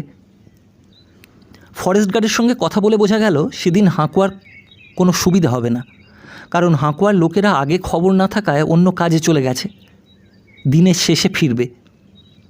সে কথা দিল যে পরের দিন সকালে হাঁকুয়ার লোকজন জোগাড় করে রাখবে। তখনকার মতো ফেরা গেল। আমরা সরকারি বাংলোয় আশ্রয় নিলাম। চারিদিক অসম্ভব গরমে উত্তপ্ত হয়ে উঠেছিল। যতদূর মনে পড়ে কৃষ্ণনগরের তাপমাত্রা তখন 113-14 ডিগ্রি হয়েছিল। চারিদিক খাঁ খাঁ করছে। সূর্য যেন রেগে জ্বলছে রক্তবর্ণ হয়ে। ঘরের মধ্যেও বসে মনে হচ্ছিল একটা জ্বলন্ত ফার্নেসের মধ্যে বসে আছি। রোদে তেতে উঠেছে সব কিছু। হাঁসফাঁস করে কোনো রকমের দুপুরটা কাটিয়ে দেওয়া গেল। 1 কাপ করে চা খেয়ে 3টে নাগাদ আবার আমরা জঙ্গলের দিকে বেরিয়ে পড়লাম। শিকার হোক না হোক, মনে মনে ভাবলাম জঙ্গলে অন্তত কিছুটা ঠান্ডা হাওয়ার স্পর্শ পাওয়া যাবে। জঙ্গলে পৌঁছে সেই মেঠো রাস্তাটাকে শিকার ক্ষেত্রে সীমানা ঠিক করে আমরা দুজনে দুদিকের জঙ্গলে ঢুকে পড়লাম। কারণ দুজনে একই জঙ্গলে এসে পড়লে যে কোনো একটা বিপদ হতে পারে। জানোয়ারদের চলবার সরু পথ অনুসরণ করতে করতে ক্রমে বৃক্ষপত্রাদির ছায়ার নিচে প্রবেশ করে উষ্ণতাবোধ খানিকটা কমল, কিন্তু ভীষণভাবে ঘামতে শুরু করলাম। কপাল বেয়ে ঘাম গড়িয়ে চশমার কাঁচ ঝাপসা করে তুলল। কাঁচ দুটোকে তখন বৃষ্টির সময় ওয়াইপারহীন মোটর গাড়ির উইন্ডশিল্ডের মতো দেখাচ্ছে। থেকে থেকে রুমাল বের করে কাঁচ মুচ্ছি আর এগোচ্ছি। জঙ্গলের গভীরতার এক অনাস্বাদিত গন্ধ নাকে। চারিদিক থেকেই বুনো গন্ধটা নেশার মতো ঘিরে ধরল। কোনো সাড়া শব্দ নেই। নিস্তব্ধ, অবাক হয়ে প্রকৃতি এই প্রচণ্ড দুপুরে আলসেমিতে বিশ্রামে নিমগ্ন। এক জায়গায় এসে রাইফেলটা বগলে ধরে চশমাটা রুমাল দিয়ে মুছছি, এমন সময় হঠাৎ একটা ঘোঁত ঘোঁত করে শব্দ শুনতে পেলাম। তাড়াতাড়ি চশমা চোখে দিয়ে তাকাতেই দেখি 10-15 গজ দূরে একটা শুয়োর বেগে আমার দিকে ছুটে আসছে। রাইফেলটা বাগিয়ে ধরলাম। শুয়োরটা বোকা নেহাত রাইফেলটা তুলতেই সে পেছন ফিরে পালাতে চেষ্টা করলো। অথচ সে যদি সমান বেগে দৌড়ে আসতো তবে আমি প্রস্তুত হবার আগেই আমাকে কাত করতে পারত। সমস্তটা ঘটতেই মাত্র 3-4 সেকেন্ড সময় নিল। একটা শিরশির উত্তেজনা। আমি কিন্তু ওইটুকু সময়কেও অপব্যবহার করলাম না, ফায়ার করলাম সঙ্গে সঙ্গে। বন্দুকের শব্দটা শূন্যতা ভেদ করে গড়ালো। একটু আগে নিস্তব্ধতা ভেদ করে রাইফেলের শব্দে নিথর অরণ্য যেন থরথর করে কেঁপে উঠল।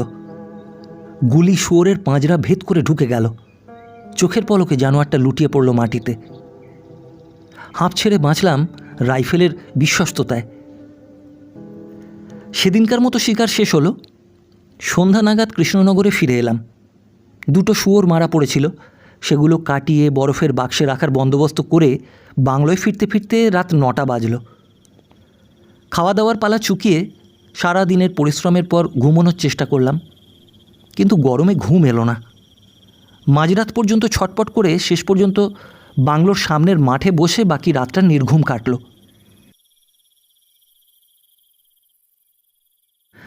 আকাশ ফর্সা হয়ে ভোরের আলো ফুটতে প্রাতরা সেরেই আবার সাজগোজ করে বেরিয়ে পড়লাম জঙ্গলের উদ্দেশ্যে। আজ যে করেই হোক একটা অন্তত দাঁতালো শুয়োর মারতে হবে। আশা নিয়ে জঙ্গলে এসে পৌঁছে সব বন্দোবস্ত শেষ করে নিলাম।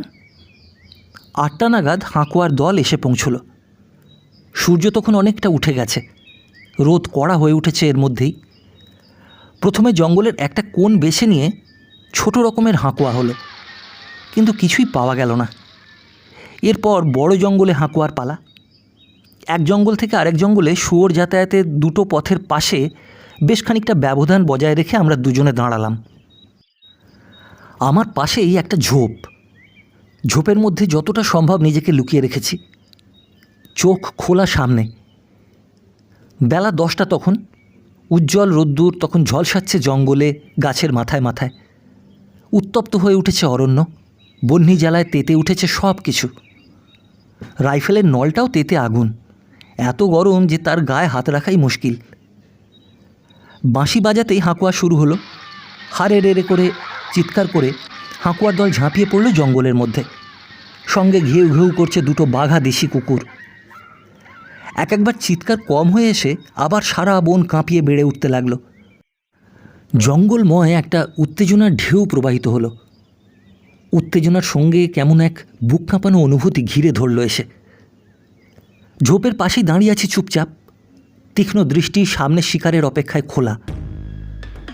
হঠাৎ সরসর করে একটা শব্দ হলো পাতার ওপর। একটা শিয়াল দেখলাম কিছু দূরে থমকে দাঁড়িয়ে। আবার হাঁকুয়ার শব্দ উঠতেই সে জঙ্গলের মধ্যে ঢুকে হারিয়ে গেল। এবার হাঁকুয়াদের হল্লা আর কুকুরের ঘেউ ঘেউ ভীষণ জোরে শুরু হলো। মনে হলো আসার ব্যাপার। প্রস্তুত হয়ে দাঁড়ালাম, পুরোপুরি অ্যাটেনশন। শুকনো পাতার ওপর দিয়ে একাধিক জানোয়ার চলার শব্দ শুনতে পেলাম। দেখলাম 3টে শুয়োর একসঙ্গে রাস্তার ওপর দিয়ে ছুটে আসছে। শেষেরটা বিরাট দাঁতালো, অন্য 2টো তেমন বড় নয়। দাঁতালোটাই আকর্ষণীয়, আমার চোখ টেনে নিল। লক্ষ্য স্থির করে আমি গুলি ছুঁড়লাম। শুয়োরটা ছুটছিল, তাই গুলি ঠিক বুকে না লেগে পেটে গিয়ে লাগলো। ফল হলো সাংঘাতিক। ঘোঁত ঘোঁত করে সে ছুটে আসতে লাগলো আমার দিকে। এদিকে সমূহ বিপদ। রাইফেলে গুলি ভরতে গিয়ে দেখি বোল্টটা কিছুতেই খুলছে না। সূর্যের তেজ আর তার উপর ফায়ারিংয়ের তাপে পেতলের খোলটা বেড়ে চেম্বারের গায়ে আটকে গেছে। পিছু হটবো তারও উপায় নেই। লতানে কাঁটার ঝোপে জামা আটকে রয়েছে। একটা চরম বিপদের সম্মুখীন হওয়ায় সমস্ত বুদ্ধি লোপ পাচ্ছিল। পালানোর রাস্তা বন্ধ। রাইফেলের বোল্টটা আরেকবার খোলবার চেষ্টায় বৃথা টানাটানি করলাম। শুয়োরটা মাত্র হাত 10 দূরে। সমস্ত ব্যাপারটা ঘটতে 8-10 সেকেন্ডের বেশি সময় লাগেনি। সাক্ষাৎ মৃত্যুর কামড়ের জন্য আমি প্রস্তুত। এটুকু সময় সমস্ত চেতনাই লোপ পেয়েছে। নিজেকে ছেড়ে দিয়েছি ওর আক্রমণের হাতে। রাইফেলটাকে বাগিয়ে লাঠির মতো যে ব্যবহার করব তাও মাথায় আসেনি। শুধু ভীষণ একটা কিছু ঘটে যাওয়ার অপেক্ষায় বিমূঢ় হয়ে দাঁড়িয়ে রয়েছি। আর একটু শুয়োরটা এসে পড়েছে। এইবার হঠাৎ সমস্ত ব্যাপারটা উল্টে গেল। সামান্য তফাতে এসেই আহত শুয়োর মাটিতে মুখ থুবড়ে পড়ল আর অসহায়ের মতো পা ছুঁড়তে লাগলো। এই ব্যাপারে আমার চেতনা আয়ত্তে ফিরে এলো। আত্মরক্ষার বুদ্ধি মাথায় আসতেই রাইফেলের বোল্টে আরেকবার টান লাগালাম। জোর দিতেই এবার বোল্টটা খুলে গেল।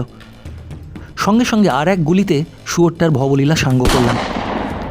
সাক্ষাৎ মৃত্যুর হাত থেকে বেঁচে মনে হলো যেন আমার পুনর্জন্ম হলো।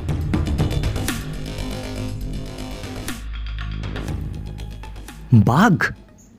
সবিস্ময়ে জিজ্ঞাসা করলাম, সে কি, এই দিনে দুপুরে গ্রামের মধ্যে বাঘ কী করতে আসবে? লোকটা তো তাই বলে গেল, দাদা উত্তর দিলেন। বাঘটা ছাগল ধরে নিয়ে যাচ্ছিল, সবাই সে সময় দেখতে পেয়েছে। তুই একবার বন্দুকটা নিয়ে ঘুরেই আয় না। অনেক দিন আগের ঘটনা এটা। একবার সপ্তাহান্তে গ্রামের বাড়িতে যখন গিয়েছিলাম সেই সময় ঘটে। নিজস্ব বন্দুকের লাইসেন্স তখন সবে পেয়েছি, বন্দুক কেনা হয়ে ওঠেনি। বাড়ির বন্দুকটা আর দুটো এলজি আর দুটো বুলেট নিয়ে বেরিয়ে পড়লাম। মনে মনে ধরেই নিয়েছিলাম খবরটা গুজব মাত্র, ওসব বাঘসিংহ কিছুই নয়। তাই দাদা নিজে না গিয়ে আমাকে পাঠালেন। তবুও এই সুযোগে দায়িত্বটা কাঁধে চাপায় খানিকটা গর্বের আনন্দ বোধ করলাম। গ্রামের বাঘ, তার ওপর তিনি এসে গেছেন, সুতরাং শিকারির সাজ পোশাকের সময় বা প্রয়োজন কোনোটাই নেই। নিজের পোশাকটা এখনও মনে পড়ে। পরনে কোমর বাঁধা ধুতি, গায়ে হাতা গোটানো শার্ট, পায়ে চটি, ঠিক যেন রকে আড্ডা মারতে যাচ্ছি এই ভাব। ভাবলাম গিয়ে তো দেখব বড়জোর শিয়াল। বাঘ দেখা গেছে গ্রামের প্রান্তে, স্থানটা কিঞ্চিৎ জঙ্গলাকীর্ণ। সেখানে পৌঁছানোর পর সমস্ত দেখে শুনে মনে হলো খবরটা একেবারে ভুয়ো নয়। মনে আশা জাগল। লোকের মুখে ঘটনাটা পুরো শুনলাম। একটি অন্তঃসত্ত্বা ছাগির ঘাড় কামড়ে ধরে বাঘ যখন 6 ফুট উঁচু পাঁচিলের ওপর লাফ দিয়ে উঠেছে, তখন অনেকে দেখতে পেয়ে বাঘ বাঘ বলে চেঁচিয়ে ওঠে। চিৎকার শুনে বাঘ ছাগিকে ফেলে রেখে এক লাফে পাঁচিলের পেছনে জঙ্গলে ঢুকে পড়েছে। বহু লোক সঙ্গে সঙ্গে জঙ্গলটা ঘিরে রেখেছে। সকলের দৃঢ় ধারণা বাঘ বেরিয়ে পালাতে পারেনি, এখনও জঙ্গলের ভেতরে রয়েছে। ছাগিটার মালিক তার শুশ্রূষা করছেন। কাছে গিয়ে দেখলাম ছাগির ঘাড় ভেঙে গেছে, গভীর কটা ক্ষতস্থান দিয়ে তখনও রক্ত ঝরছে। সকলের মুখ থেকে বাঘের যে আকার জানলাম, তাতে অনুমান করলাম এলজির বেশি বড় গুলির দরকার হবে না। সকলের সঙ্গে কথা বলতে বলতে জঙ্গলের কাছে গেলাম। প্রত্যক্ষদর্শীরা যেন নেতার ভূমিকা নিয়েছে। বাধ্য হয়ে আমি তাদের নেতৃত্ব মেনে নিয়েছি, এরকম ভাব দেখিয়ে বললাম, জঙ্গলের ধার থেকে সবাইকে সরিয়ে দিন, আর সরিয়ে দিন বন্দুকওয়ালা ওই ভদ্রলোকদেরও। খবর পেয়ে বন্দুক নিয়ে কখন তিনি আমার শিকারে ভাগ বসাতে চলে এসেছেন। বন্দুকে গুলি ভরে পাঁচিলের ওপর উঠে আমি জঙ্গলটার ওপর চোখ বুলিয়ে নিলাম। সমস্তটা নিয়ে বিঘে 2 হবে। এদিক ওদিক ছড়ানো ছিটানো কিছু তাল আর খেজুর গাছের নিচে নিচে ঝোপ, মাঝখানটা ফাঁকা। বাকিটা পাট গাছের মতো একরকম বুনো গাছের ঠাসা জঙ্গল। গাছগুলোর গোড়ার কাছে আঙুলের মতো মোটা, 1.5-2 ফুটের মধ্যে কোনো ডালপালা নেই। তারপর সামান্য পাতার চিহ্ন। ওপরের দিকটা ডালপাতায় ভরে গেছে। পাঁচিলের ওপর থেকে ঘন ঝোপ ভেদ করে তেমন কিছু দেখা গেল না। বাধ্য হয়ে পাঁচিল থেকে নেমে বন্দুক উঁচিয়ে ছড়ানো প্রত্যেকটা ঝোপের এক একটা করে দেখতে শুরু করলাম। ওর মধ্যে একটু বড় একটা ঝোপের ভেতর জানোয়ারদের চলাচলের সরু পথ। খুব সাবধানে প্রায় পা টিপে টিপে সেই পথের মুখের কাছে এসে ভেতরে তাকাতেই সাদা মতন কি একটা চোখে পড়ল। আরও তীক্ষ্ণ দৃষ্টি দিয়ে খুঁটিয়ে দেখার পর মনে হলো সাদাটে রঙটা ক্রমশ হলদে হয়েছে এবং তার উপর রয়েছে কালো কালো ফোঁটা। এবার স্পষ্ট বোঝা গেল ওটা চিতাবাঘের পেট। জঙ্গলের ভেতর দিকে মুখ করে বাঘটা শুয়ে, তাই আমার আগমন ওর লক্ষ্য পড়েনি। তার পেটের ওঠানামা দ্রুততা দেখে মনে হলো বেশ ভয় পেয়েছে সে। ঝোপ থেকে বেরিয়ে এসে যেদিকে গুলি ছুঁড়ব সেদিক থেকে সব লোক হটালাম। প্রথমে সবসময় ভয়, উত্তেজনার মাথায় লোকই না খুন করে বসি, এই ধারণা মনে গেড়ে বসায় গ্রামের লোকদের গতিবিধির ওপর আমার কড়া নজর ছিল। বাইরে ব্যবস্থা সেরে আবার ফিরে এলাম নির্দিষ্ট জায়গায়। ঝোপের পথটুকুর ভেতর দিকে চিতাটা তেমনিই রয়েছে। আমাদের মধ্যে ব্যবধান মাত্র 8-10 গজ। বড় জাতের জানোয়ার মারতে হলে ভাইটাল পার্টে গুলি লাগাতে হয়, অর্থাৎ মাথা বা বুক প্রয়োজন। কানের ফুটো বা চোখের কোণে গুলি বসাতে পারলেও জানোয়াররা সঙ্গে সঙ্গে মাটিতে লুটিয়ে পড়ে। কিন্তু এখান থেকে পেট ছাড়া কিছুই দেখতে পাওয়া যাচ্ছে না। সমস্ত বিবেচনা করে ভাবলাম, ওপর পেটটার যে 6 ইঞ্চি দেখতে পাচ্ছি তার ওপর এলজির গোটা 5 গুলি বসিয়ে দিতে পারলেই আমার কাজ ফতে। যদিও বেশ কিছুটা বিপদের ঝুঁকি আছে এতে, তবু মনস্থির করে হাঁটু গেড়ে বসে লক্ষ্য স্থির করার পর গুলি ছুঁড়লাম। বাইরে থেকে সঙ্গে সঙ্গে চিৎকার উঠল, বাঘ পালাচ্ছে। চিৎকার শুনে পলায়মান বাঘের দিকে ছুটে গেলাম, কিন্তু বাঘ আর পালাতে পারল না। গুলি ছোঁড়বার পর এক লাফে জঙ্গল পেরিয়ে যেখানে এসে পড়েছিল সেখানেই সে নিথর হলো। কাছে গিয়ে দেখলাম বন্দুকের গুলি লেগে পেট ফুটো হয়ে চিতার প্লীহা বেরিয়ে ঝুলছে। এই আমার প্রথম 4 পেয়ে জন্তু শিকার, বিশেষ করে প্রথমটাই চিতা। সেদিনের আমার উল্লাস অবর্ণনীয়। লাতেহার স্টেশন থেকে 18-20 মাইল দক্ষিণ পশ্চিমে সরজুর জঙ্গল। সেখানে থাকাকালীন একদিন বিকেলে কিছু খাবার পাখি মারবার জন্য বেরোলাম। আমার হাতে .22 রাইফেলটা। পাখি মারবার জন্য শটগান ছুঁড়লে অন্য জানোয়াররা আর সেই শব্দে জঙ্গলের ত্রিসীমানায় থাকে না। সেই কারণে বড় রকমের শিকার করতে গেলেও খাবার পাখি মারবার জন্য .22 রাইফেলটা সবসময় সঙ্গে থাকে। এতে শব্দ বেশি হয় না, সুতরাং অন্য শিকার হাতছাড়া হবার ভয় থাকে না। বিকেল তখন প্রায় শেষ হয়ে এসেছে। ফরেস্ট গার্ড আর আমি দুজনে যাচ্ছি। ঘুরতে ঘুরতে বাংলো থেকে বেশ খানিকটা দূরে চলে এসেছি। সামনের দিকে আর কিছুটা গেলেই একটা খাদ পড়বে। খাদের পর থেকে শুরু হয়েছে পাহাড় আর জঙ্গলের সীমারেখা। এদিকেও খাদের গা ছুঁয়ে একসারি ঝোপ আর জঙ্গল। পশ্চিম আকাশে ক্লান্ত সূর্যদেব যাই যাই করছেন, তার নরম আভা মেখে সমস্ত গাছপালা নিথর। আদিগন্ত শূন্যতায় অদ্ভুত এক অরণ্যের মায়াবী আঁচল বিছানো। বাতাসে অদ্ভুত এক আমেজ।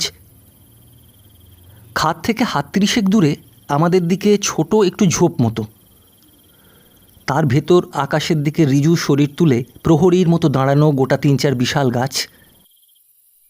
এ পর্যন্ত তেমন কথা হয়নি, দুজনেই প্রায় নীরবে পথ হেঁটেছে।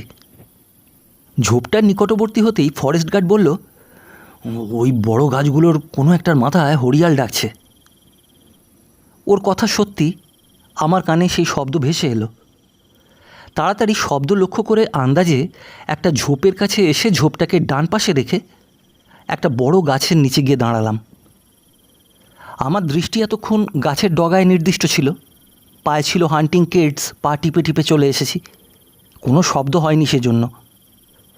ওই গাছটার অবস্থান একেবারে কোণের দিকে, যেখানে ঝোপটা শেষ হয়েছে, যার কয়েক হাত বাদেই খাদের এদিকের ঝোপের শুরু। গাছটার নিচে এসে দাঁড়িয়ে খুব মনোযোগের সঙ্গে হরিয়ালটা কোথায় লক্ষ্য করছিলাম। নিচের দিকে আমার খেয়ালই ছিল না। হঠাৎ চোখ দুটো নামিয়ে তাকাতেই দেখলাম খাদের ঝোপটার পাশে একটা চিতাবাঘ নির্লিপ্ত প্রশান্তিতে শুয়ে বেলা শেষের রোদ পোহাচ্ছে। শীতকালে বনের সব পশুরাই বেরিয়ে এসে সকালে রোদ পুইয়ে আবার জঙ্গলের গভীরে আশ্রয় নেয়। পুনরায় বিকেলে অস্তগামী সূর্যের শেষ তাপ নিতে বেরিয়ে আসে, আমেজে শরীর তাজা করে নির্জনে। এরকম অল্প দূরে এমন অজান্তে ও প্রস্তুতহীন অবস্থায় আমাদের মধ্যে দেখা হয়ে যাবে তা একবারও ভাবতে পারিনি। আমার হাতে .22, যা দিয়ে এই আসন্ন মোলাকাতকে অভ্যর্থনা করা যায় না, এবং এরকম বিপদে নিস্তারের আশাও করা সম্ভব নয়। উল্টে এর গুলিতে চিতা আহত হলে বিপদের সম্ভাবনা আরও বেশি। তাই খানিকটা বাধ্য হয়ে এরকম বিপদের হঠাৎ আগমনের বিহ্বলতায় পাথরের মতন সেই বৃক্ষের নিচে দাঁড়িয়ে রইলাম। হরিয়ালের চিন্তা তখন মন থেকে মুছে সাফ হয়ে গেছে। চিতাও বোধহয় আমাকে দেখতে পেয়েছিল। আমার বিহ্বলতা করুণ হয়ে হয়তো ওর চোখে ছায়া রচনা করেছিল। সে বেশ রাজকীয় গুরুগম্ভীর চালে উঠে পড়ল। তারপর হেলতে দুলতে আস্তে আস্তে ঝোপের মধ্যে দিয়ে খাদের দিকে নেমে গেল। আমার দিকে এলো না, বা আমাকে আক্রমণ করার কোনো ইচ্ছেই তার ভাবভঙ্গিতে ফুটল না, যেন উপেক্ষা করে চলে গেল। আমি তখনও ঠায় দাঁড়িয়ে কেমন যেন উপলব্ধি শূন্য চেতনাহীন অবশ হয়ে গেছি। ইতিমধ্যে ফরেস্ট গার্ড এসে উপস্থিত। তাকে দেখে আমার খানিকটা সাহস বাড়ল, সার ফিরে এলো। সে প্রশ্ন করল, কি হয়েছে? আদ্যপান্ত ঘটনাটা খুলে বললাম। উত্তরে সে বলল, সাব নসিব কা ফের মে বাঁচ গিয়া আপ। ওর কথা ঠিকই। আমার অবস্থাটা যদিও খুবই বিপজ্জনক ছিল সন্দেহ নেই, কিন্তু যে অপূর্ব দৃশ্য দেখেছি তা অবর্ণনীয়। প্রশান্তির সঙ্গে শক্তির মাঝে সুন্দরের এই নির্লিপ্ত ভঙ্গি স্মৃতি সরণিতে আজীবন উজ্জ্বল হয়ে থাকবে। চিতার কাঁচা হলুদ রঙের ওপর সূর্যের সোনালি আলোর প্রলেপ অরণ্যের একান্তে এক অদ্ভুত স্বর্গীয় সুষমার রচনা করেছিল। মৃত্যুভয় ভুলে আমি বর্ণ সমারোহে ডুবে গিয়েছিলাম। সেই সঙ্গে চিতার নির্ভীক বলদর্পী আচরণ, ঝোপের অন্তরালবর্তী বিলীয়মান তার শরীরের সৌষ্ঠব, আভূমি লণ্ঠিত লাঙ্গুল, শক্তির ইঙ্গিতবাহী সুগঠিত পেশি, নিটোল পশ্চাৎভাগের গড়ন ও সঞ্চালনের সঙ্গে বিকেলের মরণোন্মুখ রোদের হলুদাভা যে দৃশ্যপটের উপস্থাপনা করেছিল তা তুলনাহীন। মুগ্ধ হয়ে আমি যেভাবে তা উপভোগ করেছি সে কথা বলে বোঝানো অসম্ভব। শুধু শিকার জীবনের স্মৃতির থলিতে তা পড়ে আছে। অতীতকে কাছে পাওয়ার জন্য এখনও সেই রোদ, সেই শরীর, সেই দৃশ্যকে মাঝে মাঝে মনের মধ্যে নাড়াচাড়া করতে পারি। ঠিক এরকম ঘটনা আরও একবার ঘটেছে। সেবার বরাকর নদীতে চকা আর গ্রেল্যাগ গুজ মানে বুনো রাজহাঁস মারতে গিয়েছিলাম। জান কবুল করে দুদিনের চেষ্টাতেও একটা পাখি মারা পড়ল না। ইংরেজিতে একটা প্রবাদ আছে, চেজিং ওয়াইল্ড গুজ। লোকে কথায় তার ব্যবহার করে, আর আমরা কার্যত প্রবাদটিকে প্রমাণিত সত্য বলে মেনে নিলাম। সত্যিই আমাদের ভাগ্যে চেজিং দ্য ওয়াইল্ড গুজই সার হলো। পরপর দুদিনের অকৃতকার্যতায় মরিয়া হয়ে উঠেছিলাম। তৃতীয় দিন ঠিক করলাম অন্ধকার থাকতে থাকতে সকলে গিয়ে এক এক ঘাঁটি আগলে বসে পড়ব। রাত ফর্সা হয়ে গেলেই নির্বিবাদে হাঁস মারা যাবে। কথা মতো সেই ডিসেম্বরের কড়া শীতে উন্মুক্ত বাতাসে হিহি করে কাঁপতে কাঁপতে নদীর পশ্চিম তীরে অবস্থিত উঁচু ঢিপির আড়ালে এক এক জায়গায় যথাসম্ভব শরীর গোপন রেখে সকলে বসে পড়লাম। ক্রমে উষার অরুণাভা পূর্ব দিগন্তের সিঁথিতে সিঁদুর ছিটিয়ে অন্ধকার থেকে জগৎকে মুক্ত করল। নদীর বুক থেকে রাত্রি মুছে গেল। মাথার ওপর দিয়ে দু চারটে কাক আর ফিঙে পাখির দল নাচতে নাচতে নতুন দিনকে আহ্বান জানালো। সেই সঙ্গে ঘুমন্ত প্রাণীর প্রাণে জাগরণের বাণী জাগল। আকাশের লাল রং গাঢ় হলো দেখতে দেখতে।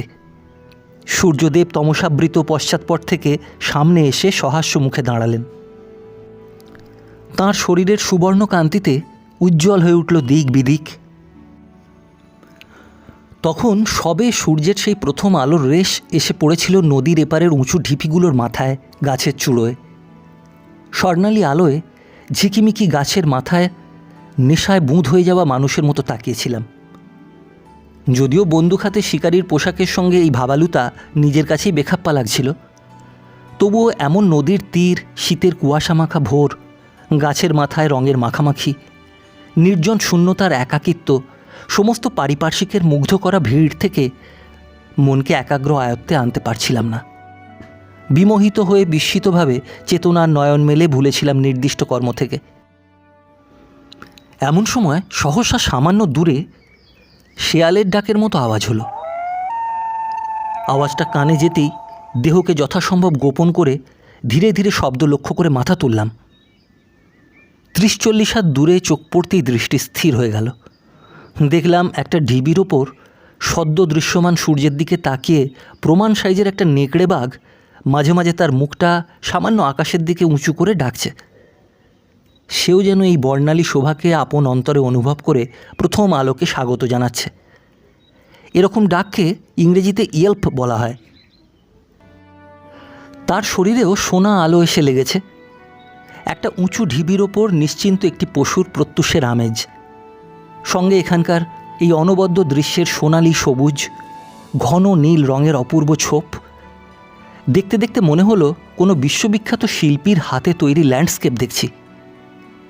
আমি নিজে সেই ছবির গভীরে উপনীত হয়ে হারিয়ে গেছি। অবশ্য সত্যিই অপূর্ব এই ছবির শিল্পী। সর্বশক্তিমান ঈশ্বর ছাড়া অন্যের ক্ষমতার বাইরে এই ছবি রচনা। স্বর্গের তিল তিল বর্ণকে ইচ্ছে মতো তুলির আঁচড়ে ফুটিয়ে যেখানে যেমনটি দরকার তেমনিভাবে সাজিয়ে কি গভীর পরিপূর্ণতা সৃষ্টি করেছেন তিনি। অদৃষ্ট এমন শোভা না দেখতে পারলে বলে তা বোঝানো আমার মতো ক্ষুদ্র মানুষের সাধ্যাতীত। তাছাড়া আমি শিকারী, আমার কাছে উপভোগ্য করে তোলবার মতো, রং মিশিয়ে এঁকে দেখানোর মতো শক্তি অনায়ত্ত। শুধু সেই দৃশ্যের সামনে মুখ হয়ে নিথর নিষ্কম্প কিছু সময় তাকিয়ে রইলাম। বোধহয় 5 কি 6 মিনিট। মনে হলো যেন অনাদিকালের স্বাদ অনুভব করে চলেছি চোখে মনে। এই সময়টুকুর মধ্যে মাথার ওপর দিয়ে হয়তো কত চখা আর চোখি, কত বনহংসী তাদের ডানায় আনন্দের গান বেঁধে নিয়ে গেল, আমার একবারও সে কথা মনে পড়ল না। অথবা একজন শিকারী হিসেবে ফাঁকায় এমন আচমকা সুযোগ পেয়ে একবারও মনে হলো না নেকড়েটাকে মেরে ফেলি।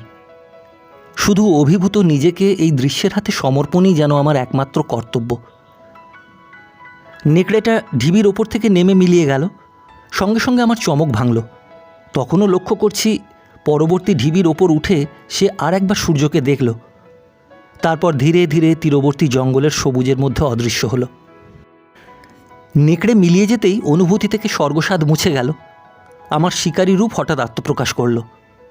আমি সঙ্গে সঙ্গে চকা আর গ্রে ল্যাগে মন দিলাম। শিকার খুঁজলাম যথাসাধ্য। হতস্মি। ভাগ্য বোধহয় এই যাত্রা মন্দই ছিল। সেদিনও কোনো পাখিকে গুলিবিদ্ধ করতে পারলাম না। আফসোসের বিষয়ে যাত্রাটা চেজিং ওয়াইল্ড গুজ প্রবাদ বাক্যটিকে সত্য ঘটিয়ে দিয়ে সমাপ্ত হলো। হতাশ মন নিয়ে ক্লান্ত পায়ে বাংলোয় ফিরে এলাম।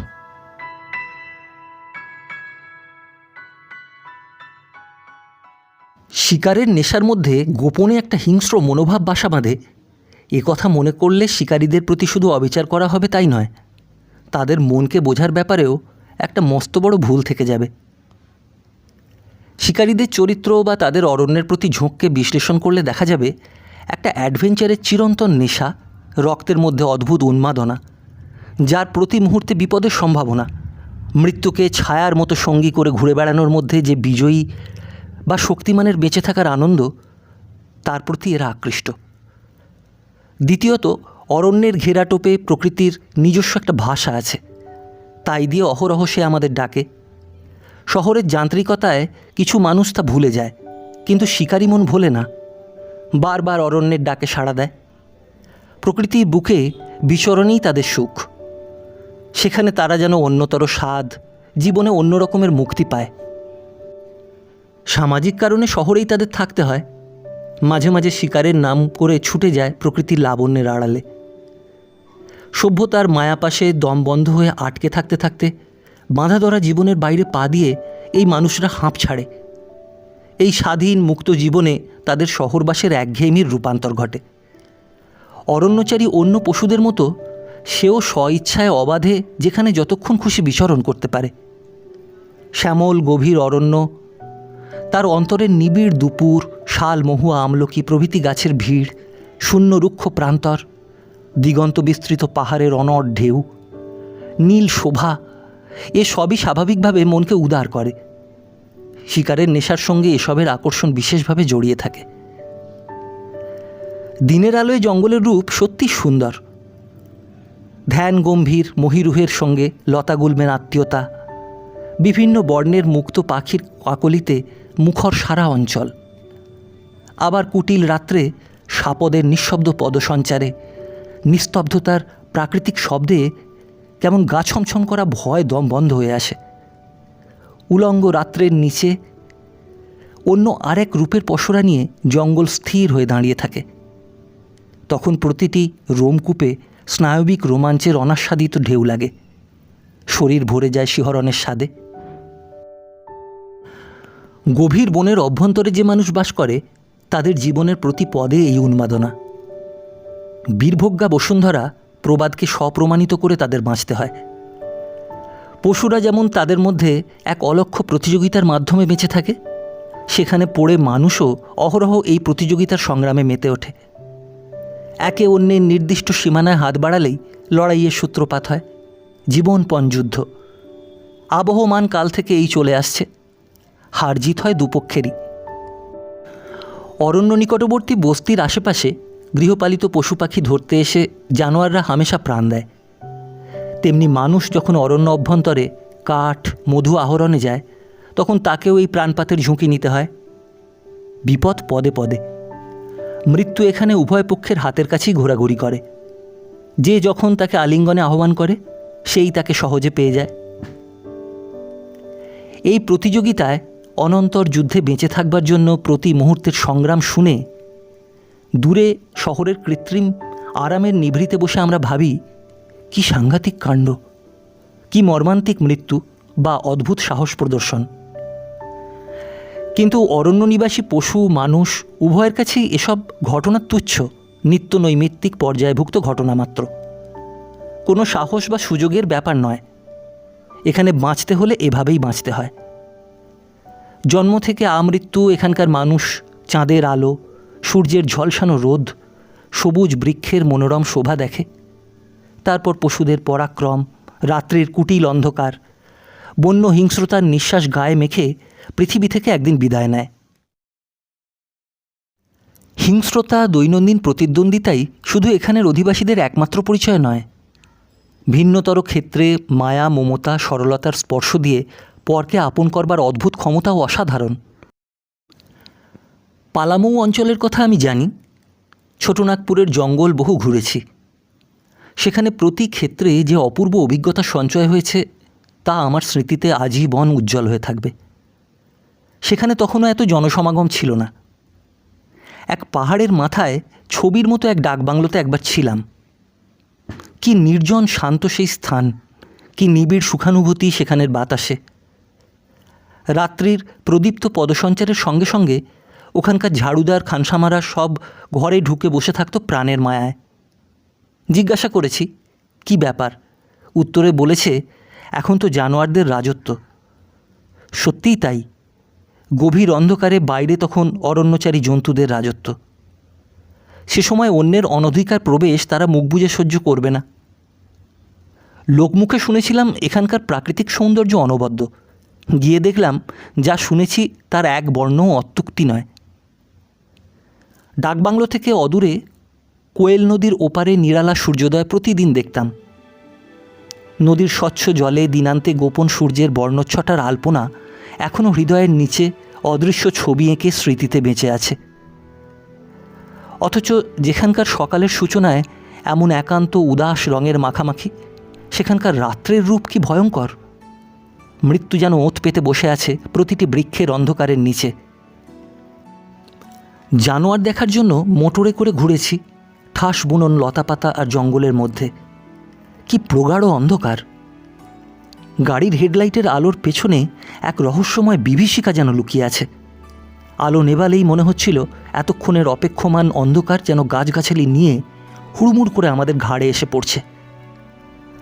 নিস্তব্ধতার মধ্যে একটানা ঝিঁঝির ডাক, মাঝে মাঝে এক একটা পেঁচা শূন্যতাকে চিৎকারে ভরিয়ে তুলছে, যেন হৃৎপিণ্ডের চলার শব্দ ছাড়া জীবনের অন্য সব অস্তিত্ব বিলুপ্ত হয়েছে। আলো জেলে কিছু দূর অগ্রসর হতেই পাশের জঙ্গল থেকে হঠাৎ একটি হরিণ মুখ বাড়ালো। তার নীল কাঁচের গুলির মতো চোখে হেডলাইটের আলো পড়ে আমাদের চোখে সুষমা আঁকল। গাড়ি থামালাম। চকিতে ক্ষিপ্র পায়ে একটি হরিণ শিশু লাফ দিয়ে রাস্তার মাঝখানে এসে পড়েই বিমূঢ় হয়ে স্থির চোখে অপলকে হেডলাইটের আলো দেখতে লাগল। তার মা তৎক্ষণাৎ এগিয়ে এলো ত্রস্তে। ভীত বিক্ষিপ্ত তার পদক্ষেপ, যেন মৃত্যুকে বরণ করতে এসেছে। রাস্তায় উঠে এসে তার শাবকের পাশে বুক চিতিয়ে নির্ভীক এমনভাবে দাঁড়ালো যে ভাবখানা এই, শাবকের জীবনের পরিবর্তে আমার জীবন দিতে রাজি আছি। দূরত্ব মাত্র 15-20 গজ, ব্যবধান সামান্য, যে জন্য উজ্জ্বল আলোর আভায় ওর শরীরের সমস্ত লাবণ্য ধরা পড়েছে। সুডৌল মসৃণ কান্তি চকচক করছে। একবার সে মাথা নিচু করে আপন শাবকের মুখ স্পর্শ করল। সেই স্পর্শের ভেতর কি পরম মাতৃত্ব, স্নেহ, বাৎসল্য ফুটে উঠল। আলোটা একবার নিভিয়ে আবার জ্বালা হলো। আশ্চর্য, হরিণটি এর মধ্যেই চোখের পলক ফেলতে বনের মধ্যে পলাতক। হয়তো তার পেছন পেছন শাবকটি কম্পিত পায়ে অরণ্যের আড়ালে গা ঢাকা দিচ্ছে। সঙ্গের লোকটি আমাকে বলেছিল, আজ এই হরিণটির মৃত্যু নির্ঘাত, কারণ ও দলছাড়া হয়ে পড়েছে। কথাটা শুনে অকারণে মনটা গভীর শোকে ভরে গেল। বড় খারাপ লাগলো। অথচ প্রকৃতির এই বিধান জীবন মরণ সংগ্রামের কোনো এক অসতর্ক মুহূর্তে দুর্দান্ত শার্দুল এসে ঝাঁপিয়ে পড়বে ওর ঘাড়ে। কিছুক্ষণ হয়তো জুঝবে প্রাণপণ, তারপর সব শেষ। শাবকটি হয়তো বিস্ময়ে সজল চোখে কিছুক্ষণ চেয়ে থাকবে, তারপর আপন ক্ষুদ্র প্রাণ নিয়ে পলাতক হয়ে নিরাপত্তা খুঁজবে। অরণ্যের নিভৃতের এই হিংসা আপাত চোখে যাই দেখাক, তবু এই নিয়ম, এবং বাঁচবার জন্য এই নিয়মের প্রতিদ্বন্দ্বিতা নিয়ে অরণ্য রমণীয়। বন আর নাম না জানা বনফুলের গন্ধে চারিদিক ভরে আছে, পাখিদের বিচিত্র কলরব, নদীর স্বচ্ছ কাকচক্ষু জলের কুলুকুলু স্বর, মৌমাছির গুঞ্জন, ঝিঝির ডাক, সমস্ত মিলিয়ে অদ্ভুত জঙ্গলের সুর। কি জানি, এই প্রাকৃতিক ঘেরের মধ্যে এসে পড়লে বুঝি মানুষ পুরোপুরি নিজেকে চিনতে পারে, নিজেকে মাঠ ঘাট প্রান্তরে মিলিয়ে ধরে বুঝতে পারে। আপনি কবিতা হয়ে যায় হৃদয়, নতুন আস্বাদের জন্য উতলা হয় মন। মানুষের আদি জীবনের প্রচ্ছদপট বর্তমান সভ্য জগতের পরিত্যক্ত এই অকৃত্রিম বনভূমি, কিন্তু তার মূল্য অনেক, যা কোনো সংখ্যা দ্বারা পরিমাপ করা যায় না। এখানে এই মগ্নতার মধ্যে নেমে না এলে, প্রকৃতির এই অনাদি ক্রীড়া না দেখলে জীবনে দেখবার মতো বহু জিনিসই অদেখা থেকে যায়। ছোটনাগপুরের অরণ্য আমায় ডাকে, হৃদয় অন্তঃস্থলে সেই ডাক আমি শুনতে পাই, সাড়া না দিয়ে পারি না। কর্মস্থলে সামান্য অবসর পেলেই ব্যাকুল হয়ে ছুটে আসি এখানে, এই উন্মুক্ত আকাশের নিচে, এই নির্জন বনস্থলিতে, শান্ত স্বচ্ছ নদীর পাশে, যেখানে পৌঁছলেই অগাধ শান্তি, কেমন স্বাধীনতার স্বাদ, যার বুকে আমার জন্য ঘুরে বেড়াবার স্থান সীমাবদ্ধ নয়। অবাধ চোখের দৃষ্টিকে আড়াল করে দাঁড়ায় না সভ্যতার সুউচ্চ ইমারত। বনানী, তোমাকে আমি ভালোবাসি। তোমার বুকের আদিমতার গন্ধ আমাকে আচ্ছন্ন করে। বারবার ফিরে গিয়ে তোমার সবুজ শ্যামল বিকাশের দিকে তাকিয়ে দেখি, স্মৃতিতে মগ্নতার আস্বাদ আমাকে সুখ দেয়। মাথা নিচু করে বারবার বলি, আগামী দিনে আমি আবার আসব। তোমার এই বিভা যেন তখনও চোখ ভরে দেখতে পাই, তখনও তুমি যেন তোমার অকৃত্রিম ঐশ্বর্যে আমার হৃদয় ভরিয়ে তোলো, আমাকে শান্তি দিতে পারো।